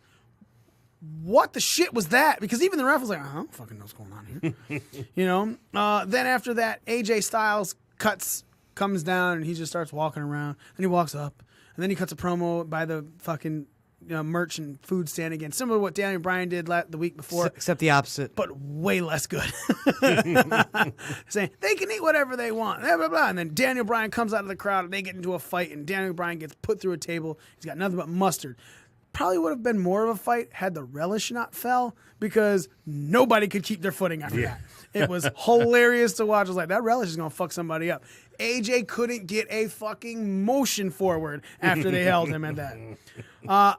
Mustafa Ali comes down to the ring. Samoa Joe comes down to the ring as he's walking through. He sees EC3. Kind of a nice little TNA nod right there as far as I was considered. Comes down, he's about to have a match with Mustafa Ali, and then just beats the shit out of Mustafa Ali, throwing him into the post a couple different times. And then when he goes in the back, Dasha was like, oh, so Samoa Joe, why did you just attack him? He's like, that wasn't an attack. That was a warning for everyone in the Royal Rumble that I'm coming to my first ever Royal Rumble and I'm going to win it. Blah, blah, blah.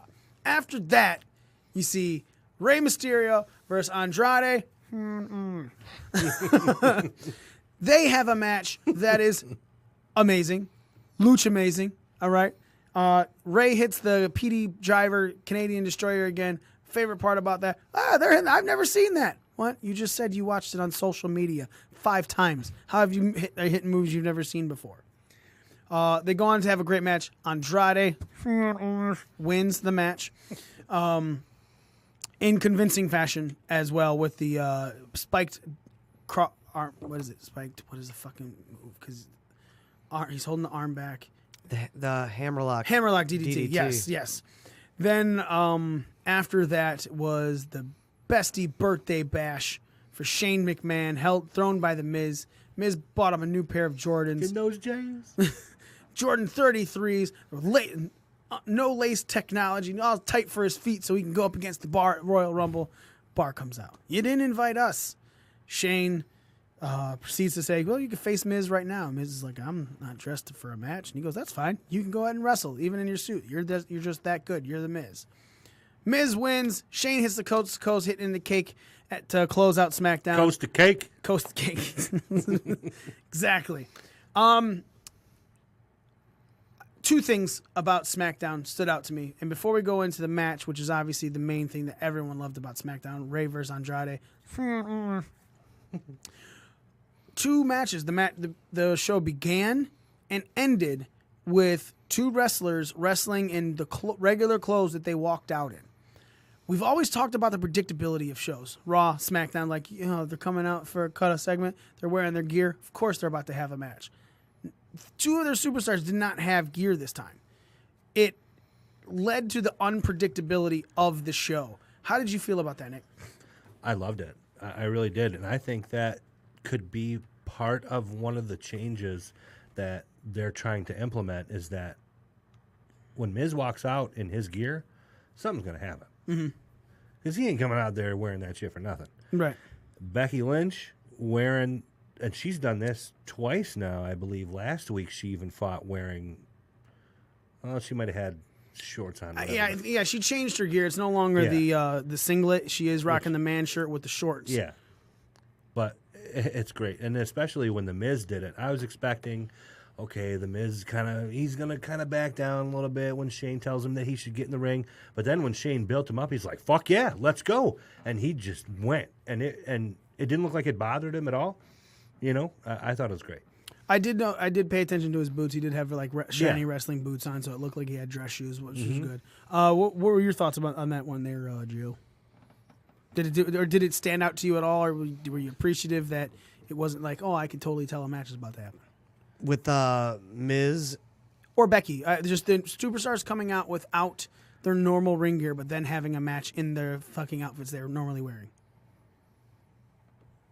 I thought it made it seem, like I was talking about. I like things that could be plausible, like it's work, right? But when you watch it, you want, at least I do anyway. I want, could this really happen? Could something like this happen in real life? And so I guess wrestling in the street gear gives more of that feel. Mm-hmm. So I mean, I don't like some, like back in the old like ECW, everyone was coming out in fucking jeans and t-shirts. Like, I don't want it to get like that. But if it's like a situation where, all right, you're out here, I'm not dressed for this, and we're just gonna go right now, and it's like out of the ordinary, then I like it. Mm-hmm.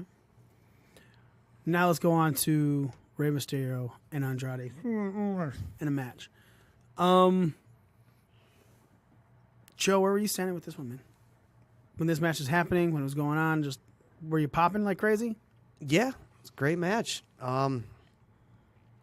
Rey continues to impress. Seems like he's in better shape now in his mid-40s than he ever has been, honestly.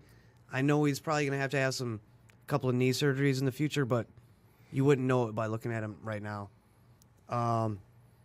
Definitely gave Andrade a good rub, even though it wasn't like the cleanest of wins, but still, he's got a win over Rey Mysterio, and that's something big.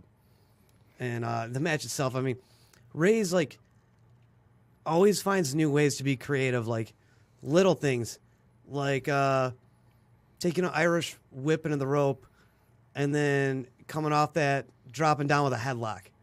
Like, who does that? Right. And then, 2 weeks in a row with the PD driver, Canadian Destroyer. I didn't even know you're allowed to do that on WWE. Apparently, like, Ray's got an exception clause or something, Right, yeah, because, like, last week we were like, oh, shit, fucking Rey Mysterio. Right, he's going to get fined or something. So in much trouble. And then he hit it the next week. Right, so, I don't know. Yeah, it was by far the highlight of the night. Nick, your thoughts on the match? As it was going on, what you were thinking, did you come? A little bit. Yeah. A little bit. A little pre-cum. At one point, it was a little slow, maybe within the first 5 minutes of the match. Yeah, like it started off fast and then just went to headlocks. Kind of died a little bit with a lot of the, they were on the mat a lot. I kind of liked that, actually, because I thought it's opposite of what people are expecting. Everyone's expecting like a spot monkey type match, and I think that was obviously at Ray's direction, like, let's just slow it down for a minute, make these people get a little eager, build up the anticipation, and then when we start rolling, it's gonna, they're gonna pop more. Which is fine, but it was just headlocks. It's not like they were going into some technical moves or anything like that. Like, then he tried to stand up, get out of the headlock, he fell back into the headlock. It was, and that's why I agree with you. I did like the Irish whip back into the headlock, though. That was cool. Right. I like that. But then again, you're sitting back in a headlock. And if you're going into 3 type of slow, we're not going to move much around. We're just you try to get out of this. There's a difference between giving a guy a headlock or a chin lock and making it a rest hold, or putting a guy in a headlock or a chin lock and really cinching it in and making it look intense, though. I'm not arguing that, but that's not how I took this. There was no. You took it as rest holds? Not even as I knew it wasn't rest holds because it was the beginning of the fucking match, and these guys have fucking cardio like crazy. They go. These Andrade and Rey Mysterio can go, right? And this happened. You saw that. Well, little yeah, because speed. they sped it up big time after that. It started off really well. The back and forth. You couldn't get anything on anyone. Then the quick little stuff. But then, to me, it was just like, man, you're sitting there, and it just seemed like it was forever that they were sitting in headlock mode. Not necessary. headlock. Now, again, if they got a headlock and then went into maybe another, he broke out of the headlock. Oh, but then he got him into an armbar. Or he broke out of this and he went and got some, and then Andrade did something for Ray's feet, or leg. It wasn't like, I'm totally okay with the rest spot too, as long as it doesn't take up too much time. But this was literally, to me, it just seemed, it was like, what the fuck happened to this match? It's, what I'm saying? It went from fast pace maybe something happened in there that we didn't realize, and they were trying to cover for something. They had to call maybe a little audible or something. Well, I think it did go to a commercial break during those moves where, they cut up and bring the shot bring up the in commercials corner. while you're still watching I'm it. pretty sure they did, but after that, they went, and they didn't go for a minute or two. They went for a while. Yeah. And God damn it, that Hurricanrana off the Yeah. apron, he bounced. Mm-hmm. Andrade, I was waiting for you. Thank you. He fucking bounced off that mat. It was beautiful. All right, let's get into the elephant in the room. The Andrade, they took the Cien Almas away. Why? Was that just this week? I didn't. That just start this week? I don't. I mean, I guess it must have because I just noticed it this week. Yeah, I just noticed it this week as well. So then it had to have been, yeah. Did it show up on the video board? I didn't see. No, it just said Andrade. Okay. Because I noticed it when they were in the back going Andrade, because the interviewer said Andrade and then wanted to keep going but caught herself.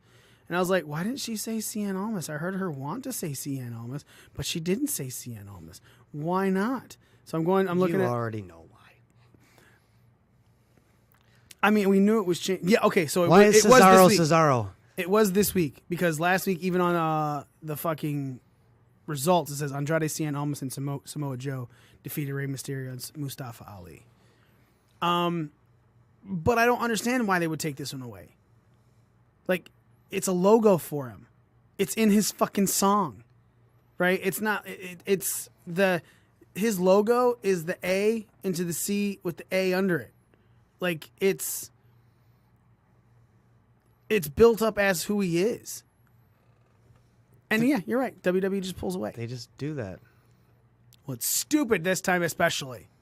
It's usually stupid every time they do it. Okay, well, let me ask you this. Do you miss Antonio Cesaro? Like I said last week, I'd rather him just be Claudio Castagnoli. Right. That's a sweet-ass name.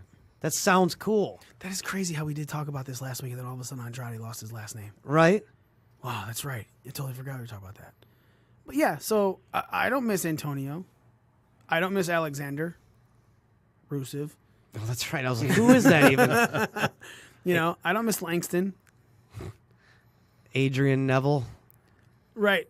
I mean, that got turned into Pac. What the fuck happened? Well, he's always. They just got even rid of the name. Now it's just a fucking Pac. What does that mean? Is the A in Pac for Adrian? Right. This P doesn't start formally.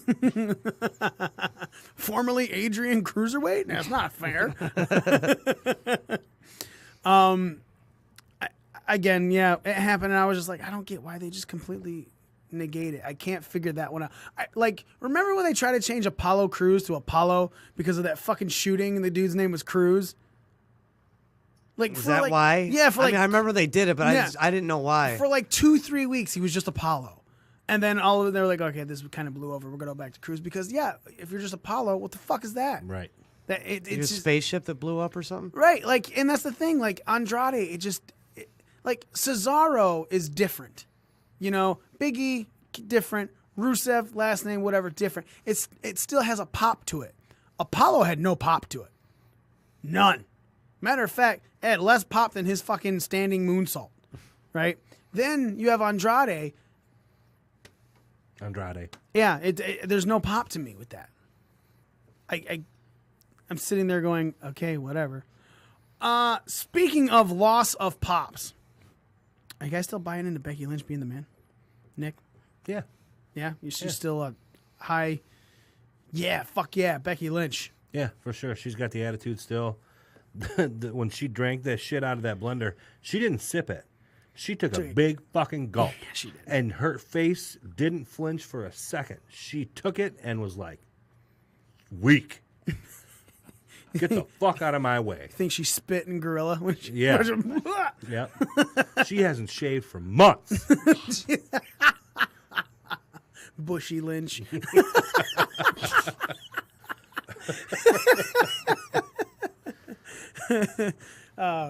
Joe, for you, how's Becky still? One of the top ones for you? Deserves a WrestleMania main event? She never was one of the top ones for me. I mean, she's white hot. I don't think her status has changed, but does she like pop me as much as like any of my heroes like back? No. Like, do I like her as much as I liked Rob Van Dam? No. Do I like her as much as I like Kurt Angle? No. Do I like her as much as Do I you like like any woman as much as you like them? No. Okay, let's talk women that you like. Does she pop you like Trish Stratus maybe back in the day, or Lita? I wasn't fans of them, actually. Really? Really. Are there any women you're fans of? Gail Kim? Yeah, but I never like popped huge for her. I guess I would have to compare her to like recent women's, I guess, classics, like and I'm talking matches here, like because it's not really like. I guess I just don't pop huge for women in general. Like they have moments, like I was talking about earlier, moments like Bayley and Sasha at NXT. Mm-hmm. The Iron Woman match. They had a couple that stood out. Yeah. Charlotte and Ronda Rousey. Charlotte's been in, Charlotte and Sasha. Charlotte's been centerpiece of several standout moments for women's wrestling. I guess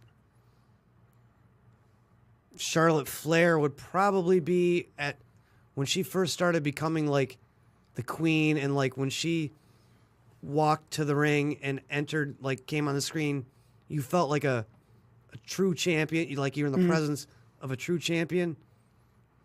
I guess Becky's the closest thing to that right now. For you. Yeah. Okay. Because, I'll be very honest. I'm starting to lose luster in Becky Lynch. Dude, fucking, when she came out, I was like, fuck yes. When she had that bloody face, fuck yes. The way she spoke, now it just seems to me like she's going in there, like, what everyone's like comparing her to Stone Cold Steve Austin, right? Mm-hmm. And how she just speaks her mind, she has this attitude, and she comes off as this badass. And I'm like, yeah. But then it just kind of became, now I'm going to cut these promos standing in the middle of the ring, showing no real emotion. Like, she's got all the fucking fire on Twitter. There isn't a single fucking thing where she posts, where she dogs someone on Twitter, where she went off. Like, fucking Stephanie made a post that somebody said, hey, Triple H said, you're the man. And then Becky quoted, and she was like, oh, she's talking about the wrong person. He was talking about the wrong person. Just Becky Lynch being a fucking, fuck yeah, burn them all down. Yep. But she comes out in the ring now, and to me, there's no, it doesn't come off like she's reading the script, which is great. But it doesn't come off like with the intensity when she wanted people to believe her. You know what I'm saying? Like, I still believe that it still feels like it's stuff that she's saying, but there's no body language with it. The influx and the tone of her, the way she gives it out, I totally am still like, okay, yeah. This is still stuff you believe. It's not, I can take this as Becky Lynch is reading the script that they gave her. But her body language is just standing there with the mic, holding it, going, saying all this stuff. And like when Austin did it, when The Rock did it, when Cena does it, when any of these Miz, they move. You know what I'm saying? There's a flow to them body language wise. And Becky I feel like she kind of stands there. No, I can see that. Yeah. And I'm not trying to rip on her because I still love Becky Lynch. I still think that she deserves where she's at. But unless visually she becomes, to me, someone who is able to display her feelings as much as she's able to sound like her feelings matter, then to me, she doesn't deserve that main event spot in WrestleMania, and I'm totally okay if it just goes to Ronda and Charlotte. Mm-hmm. She doesn't need to be in that match. And I could, for that, would say that's why. What do you think, Joe? maybe she's becoming rather comfortable in her spot at the top as the man, and she's not as hungry as she once was. Because she's there now. She's not chasing it. She may not have the title, but she's at that top spot. Right. So maybe she just needs something to spark her. I don't know. Maybe this feud with Asuka's not doing it. Not enough. Because Asuka's stock has dropped considerably since WrestleMania. When she lost to Charlotte. Yeah. Yeah. Yeah, she kind of fell off the face of the earth for a little bit. The only reason she was put into that match was because of the pop that she got. Like, it wasn't supposed to be her. Right. So I don't know. Maybe what you're seeing is a Becky that's at the top but comfortable and doesn't have nothing to sink her teeth into. Like, she wants Ronda, but they're trying to stay away from it so much that, do you think they're kind of killing that? Maybe not that she wants Ronda or anything else specifically, but just something more. What could be more? Ronda. Or I mean, there's still an open book with Charlotte. Right. Yeah. They have to find a way for Ronda and her to, like, naturally, organically interact, you know, for them to cross paths is what I mean. I mean, they had a build to it before because of the Survivor Series. I mean, followed by, was it Hell in a Cell? Was it December? I don't know, but their match is supposed to be at Survivor Series, correct? Yeah. Yeah. Brand versus brand. So there'd be a reason for inter-brand feuding at that point. Right now, they don't really have a reason for that. I mean, they could cross paths at the Rumble. Yeah, which they're gonna. Maybe it was TLC. Maybe TLC was the... Yeah, TLC. Dean and Seth. Yeah. I don't know, man. Like... But, I mean, do they keep them away from each other at the Rumble? Do they touch at the Rumble? Do they They're going to have to touch at the Rumble. Becky and... Ronda. I mean, they've each got their own, like, respective matches. Yeah, but, I mean, look, dude, if I'm seeing anything, like, I would love Becky and Charlotte to cost Ronda the belt because... Or Becky or Charlotte cost Ronda the belt. And maybe even Becky. You know what I'm saying? And then now Ronda wins the Rumble and then wants to face Becky at WrestleMania. You know? Like, that would be awesome to me. So you're saying Ronda drops the belt at Rumble. Before the Rumble. No, at the Rumble. Before the Women's Rumble, yes. And then enters the Rumble. Yes. And surprise entrance. And wins the Rumble, wants to face Becky, which gets her on a SmackDown, like Fox wants. You know? Yeah. And Charlotte, if you're trying to get into this triple threat, Charlotte, I didn't lose my match either, blah, blah, blah, fights for it, you know, comes to some sort of no DQ ending. Do you want to see a triple threat with Becky, Ronda, and Charlotte, or would you rather see a one-on-one with 2 out of those 3? Well, especially considering they're talking about having the women as the main event at Mania. If it makes sense, I'm okay with the triple threat. You know, I think that... I just like one-on-one matches in general better than triple threats. As do I. But I think those 3... I think as well as... I mean, here's... I mean, if you're having them close the show, be the true main event, you'd almost have to have all 3 of them in there. Yeah, and that's my thought. If it's not... And I'm meaning true main event. Yeah, and if it's not, then maybe you do a one-on-one match. So, I look at it like this. Becky, Charlotte, and Carmella was wonderful. It was a great triple threat match. Yeah, to see who would face Asuka. Carmella definitely held her was own. a surprise in that match. Not a surprise, but she held her own. Yeah, she like shined. we said, she has gotten light years better. She's improved a lot. Now, watching those 2 with a Ronda Rousey, who has been putting on classics with Nia Jax of all people, I could totally see that being an amazing match to close out WrestleMania. The triple threat? Yeah. I mean, I could see it. If there's a year that it's going to happen where a women's match closes the show, I mean, to me, it's either going to be, if it's not this year, it's going to be next year for sure. Mm-hmm. So I think it's probably going to be this year, actually, because not in wrestling in general, but in the WWE, either brand, who of the men's roster is like is hotter right now than Becky and like Ronda and Charlotte? I don't think anyone. That's what I mean. As good as Daniel And Bryan has it been. may even be designed that way on purpose, just to set it up for the women to be main eventing Mania. They may be kind of keeping the men cool to showcase the women leading into this shit, kind of on purpose. It's fine by me. Let's move on to AEW as we're starting to close up the show. Brandy Rhodes, the chief brand officer for AEW, was on spoke with Kristen Ashley of Diva Dirt, and they asked her if she was going to be a part of AEW's women division as a wrestler, not just a promoter. And her response is, and I quote, "Oh yeah, I'll definitely be part of it." I think it's funny because I think a lot of people thought that the role I was taking meant, oh, she's leaving, she's not going to do this. But no one seemed to think about the other guys. I do think for myself, it's more important to see the division thrive as a whole.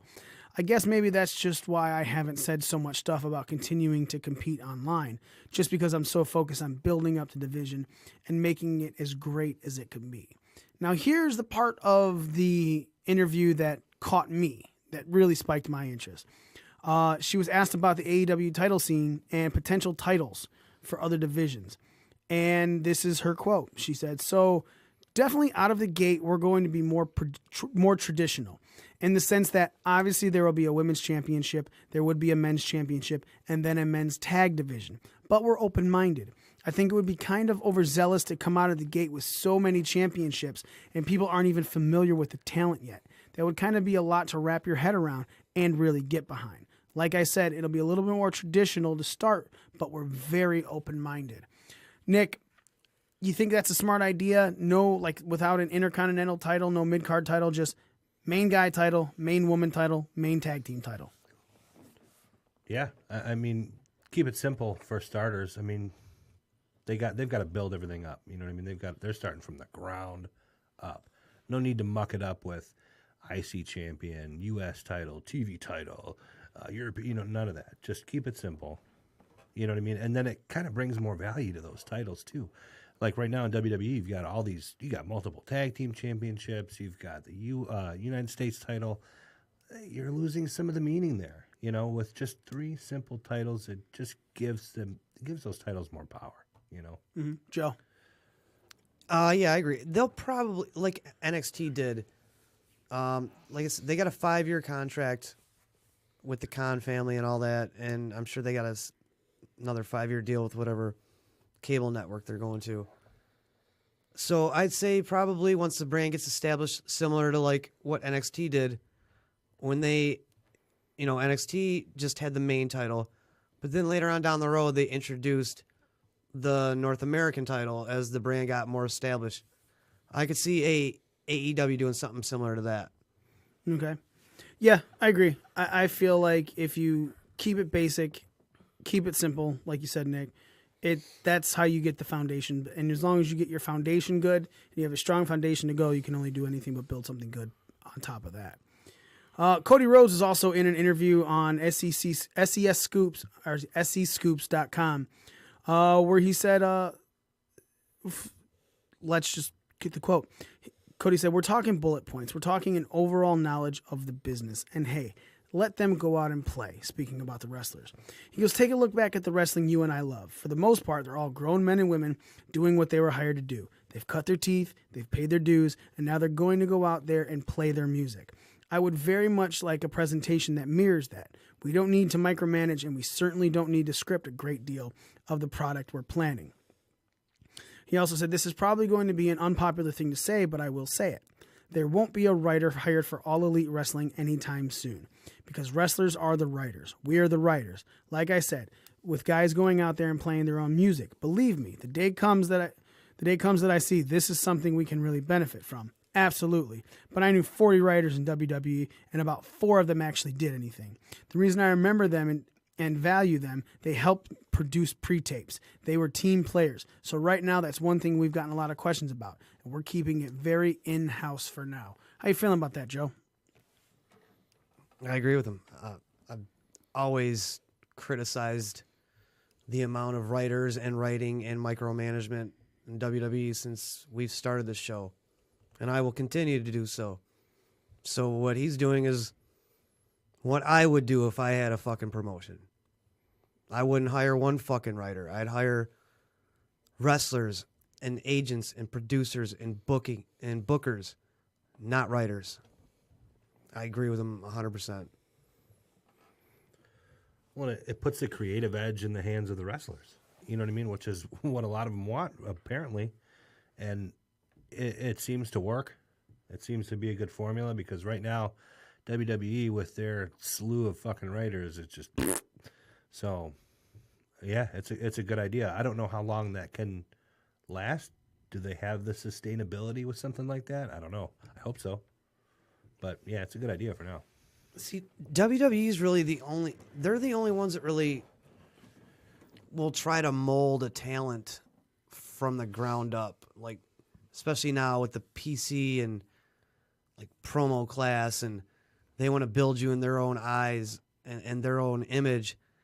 But like really, outside of that, wrestlers have gotten to where they are because they've honed their craft and they're good at their craft. So when they're to that point, they should be expected to go out there on their own without the safety net of a creative writing team and either sink or swim. And if they're good enough, they'll swim. And that's, to me, what makes the product great. Yeah. And I like the spot. I like it to be gritty and dirty and rugged, and maybe not everything's perfect, or maybe someone stumbles over a word or says something he's not supposed. I like that, man, because that's what happens in real life. Mm-hmm. Makes them more human. Yeah. I don't like a robot reading off a teleprompter. You know, that's not Right. real. It's not natural. I agree wholeheartedly. This just popped up. I was about to go to the ROH thing, but this popped up. Courtesy of WrestlingInc.com, 2 WWE stars reportedly recently requested release. Who you thinking that is there, Joe? Let me just ask. Give me 2 names. Revival. All right, Nick. Yeah, I would have said Revival too. Off the top of my head, I really can't think of anybody huge. Maybe Gallows and Anderson. That's what I was. I was just supposed to say unless it's who I was talking about last week. It is a duo, that's for sure. Mike and Maria Kanellis. Oh. Bye. Sorry. Like, here's my thing about this. Bye. So the article says Mike and Maria Kanellis have requested a release from WWE. They haven't done shit. According to Pro Wrestling Sheet, the report stated that they're not happy with how they've been utilized in WWE. They haven't been utilized. And made the decision to ask for a release a couple weeks ago. The duo debuted for Money in the Bank in 2017, initially going to SmackDown. Maria announced she was pregnant in September that same year. Mike would later overcome an addiction to prescription drugs that he dealt with for years. Mike would eventually move to the Raw brand, where he appeared mostly on Main Event or at WWE live events, rarely getting much TV time. In October of last year, he and Maria made their debuts on 205 Live, and his most recent match being December 4th, teaming with TJP in a losing effort against Kalisto and Lince Dorado. Okay, they haven't been used. I will fully agree to that. But she got pregnant, and he decided to kick drugs. What are you expecting? No, I like, dude, what kind of timing is that? Like, you get signed by WWE. Sweet. Like a month later, man, I'm a fucking drug addict. Right. Like, what the fuck? You didn't get that taken care of beforehand, bruh? Like, what the fuck is wrong with you? To me, that's, if I was Vince right now, I'd be like, yeah, that's a fucking spit in my face. It's like you knew you needed to get rid of drugs. Yep. You knew you needed rehab. So you knew we wanted to sign you. And under us, we would obviously help you with that. So it's like you took that and you fucking ran. Like you only came here to fucking get your hospital shit taken. Hey, we can have a baby now. Hey, I can kick drugs now. All this shit on WWE's dime. Oh, I'd be livid, dude. I would honestly feel like a huge slap in the face if I was Vince. I'd be like, fuck them. Fuck them and their stupid asses. And Maria's a good one. Maria's ass is amazing. It once distracted Carl Anderson and AJ Styles. I remember that. God, what an ass. But again. I took about 100 pictures of that said ass at an ROH show a few years ago. Yeah? Yeah. Nice. Can we get some of those? Yeah. Yeah. Speaking of ROH shows, our Ring of Honor's Honor reigns supreme and happened over Sunday. Here are the results. Cheeseburger, Eli Isom, that's what I thought. Ryan Nova defeated Josie Quinn, Corey Hollis, and John Schuyler. Mark Haskins then defeated Beer City Bruiser. Lifeblood, the team of David Finlay and Juice Robertson, defeated... No. They're called Fin Juice now. Now they're called Fin Juice? Yeah. They defeated... Fin Juice.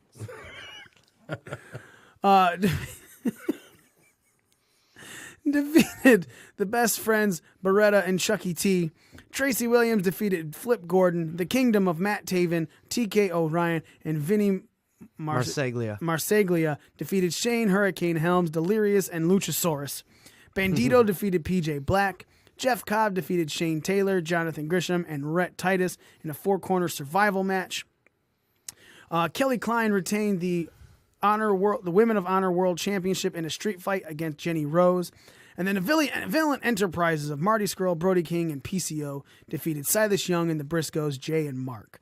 And then in the main event for the ROH World Championship, Dalton Castle could not take back the ROH Championship against Jay Lethal, also known as Smooth Sailing. What's his Smooth Sailing? Dalton Castle, Smooth Sailing, Ashley Remington. Yeah. Joe, you saw this. You watched it. You loved it. You enjoyed it. You hated it. You said, fuck this shit. I understand why New Japan wants to leave you. No, New Japan doesn't want to leave them. Do they? We'll talk.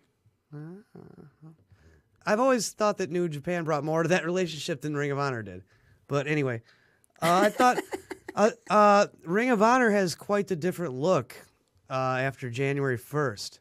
Yeah. For some strange reason. It's like they lost like 5 guys. Yeah. And a girl. Yeah. So the undercard... 4 guys and a girl, sorry. Yeah. So there's another match on there too. PJ Black. I said that. Bandito. Okay, yeah, that was really good. I thought they signed Bandito, but they were calling him... Because he was on All In. He was on Rey Mysterio's team in the main event for All In. Yeah.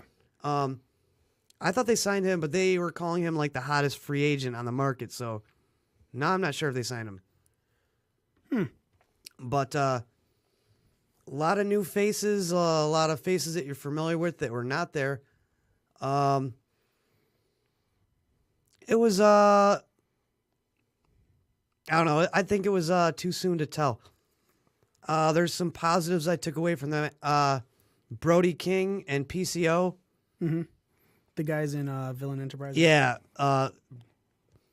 PCO, I don't know if you're familiar with him. He's like one of the Quebecers. This guy's like 50 years old.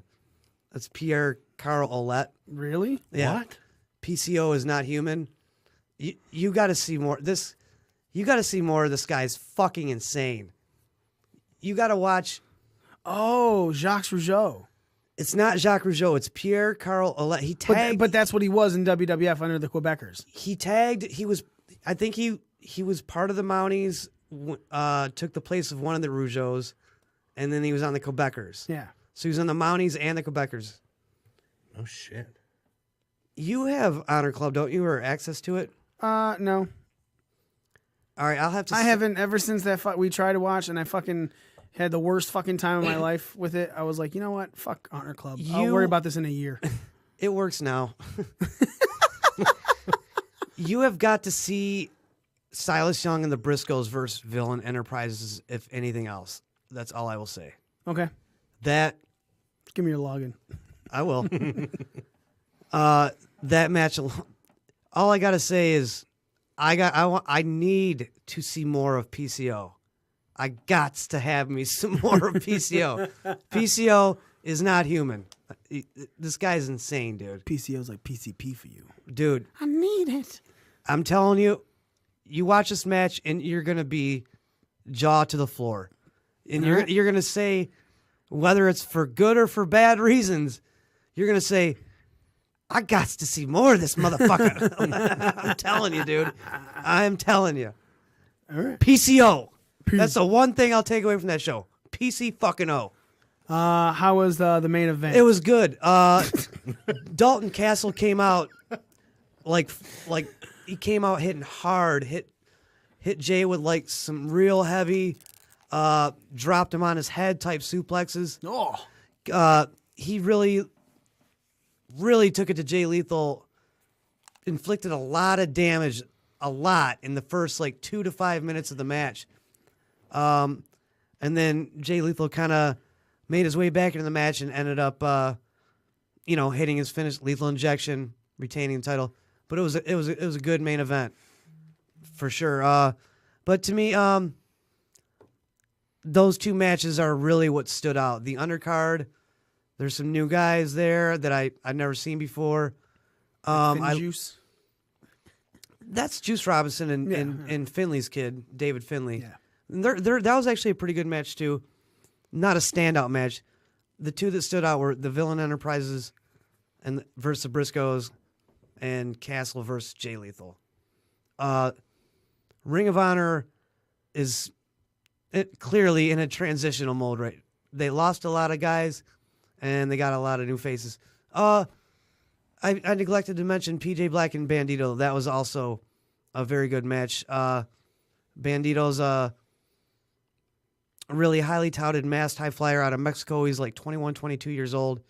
We all know who PJ Black is, Justin Gabriel. Veteran, been around 100 years. So they had like the high flying, the veteran high flyer versus the kid high flyer, and the veteran put the kid over, obviously. Right. So there were some things that stood out from that show, and then there's some things that still, I guess the jury's still out on. All right. What would you give that show overall out of 10? Honor reigns supreme, the Ring of Honor show? I'll be a little generous because it's their first match or their first big show with all their losses and their new guys. I'll give them a 6.5. 6.5? That's not bad. Not bad. I can't wait to, honestly, the way you're putting over PCO. I needs to see some PCO. It's like staring at a car crash. but in a good way, kind of, though. You're going to want to see more of this guy, trust me. I like it. That's it for us, man. We covered everything that we wanted to cover. We got it all in.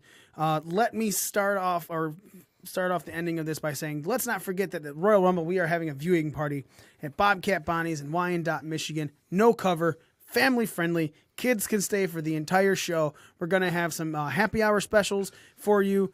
Great food, wonderful beer. Honestly, great time. We're going to have giveaways, all this stuff. Obviously, the boys from Knockouts and 3 Counts are going to be there with us again. Major shout out to Bobcat Bonnie's in Wyandotte. Their manager, Chuck, good friend of mine, definitely helping us out with this, putting on this show, making sure everyone who comes out is also going to have a good time. I'll be there. Joe hopefully will be there. Nick, he just got here. So he said he can't make it because he's like, you know what? I don't even like the Royal Rumble, which is weird. Why don't you like the Royal Rumble? I don't like the Royal Rumble. Obviously, it's just stuff I don't know what to say. Predetermined events? Yeah, things that you already had going on before with like, hey, you want to join the show? Because that's kind of how I asked you. Then you were like, you need to fucking quit your job. Yeah. And fuck your life and responsibilities and just do this show. Oh, this is your job now. Yeah, this is it. Yeah, that's why Smitty's not here right now, because he had to take a second job. Yeah. Because we don't pay $15 an hour. Wait a minute. What? Really? You're white. Wait, yeah, I am, aren't I? God damn it. Smitty, he doesn't get $15 an hour. I'm Jewish. I get 17. Yeah. He knows how to work the contract. That's right. So, yeah, definitely, if you guys check our Facebook out, facebook.com/BDRcast, and you can see the event, and we have it going on. So definitely come out and check it out, man. Again, no cover. Just come and fucking watch it. You don't even have to pay your $9.99 for the fucking WWE subscription. Unless you already have it, then, suspend it a month. Save yourself $10. There you Bring go. that $10 over to Bobcat Bonnie's in Wyandotte and get you some fucking specials. I don't know if we have mentioned how good the specials were going to be. Have we said that in a while? Do you even remember, Joe? No. Well, let me pull up this special list right here because I'm going to tell you this right now. If the fucking internet here would work, I had it. Good friend Chuck sent me a nice message included with all of these specials. So we're going to pull that up real quick right now so everybody can know just how good these fucking specials are. Here we go. They have, whoa, that was funny. So all night happy hour, which includes $5 appetizers, drink specials all night, $2 mystery beers, pitcher specials, $6 mystery 22-ounce bombers. That's tall fucking beers, $6. You don't even know what you're going to get. Just know you're giving them $6. They're giving you a 22-ounce fucking beer. Give me a beer. Or you can get a $2 mystery beer, and those are like 12-ounce cans. You know what I'm saying? Pitcher specials, $5 appetizers. Dude, their fucking shit's good. Their food is good. These are the great specials that they have going for us at Bobcat Bodies and Wine. So make sure you go to our Facebook page, facebook.com/BDRcast. Go to our events section, and son of a bitch, click interested. Because then you'll be notified every time we post something new. You know you want to. You know you want to. Do it. Make sure you follow us on all of our social media, Facebook, Twitter, Instagram, all that fun stuff at BDRcast, YouTube, Breaking Down the Ring. Go to YouTube. Go to our YouTube. We post the videos that we do live every Wednesday right on our YouTube the next fucking day. Yes, that's right. We do it just for you. The audio version of this is on Apple Podcast, Overcast. That comes out Friday afternoon. So subscribe to the podcast. Or if you're listening on podcast, you can tune in live every Wednesday, 9:15 p.m. Eastern Standard Time on the Podcast Detroit app, or watch the live video feed at the same time on Twitter or Periscope. Ladies and gentlemen, thank you so much for listening. We are your ring crew. The power hand. Because you can kind of see me. You're going to kind of see me every week now.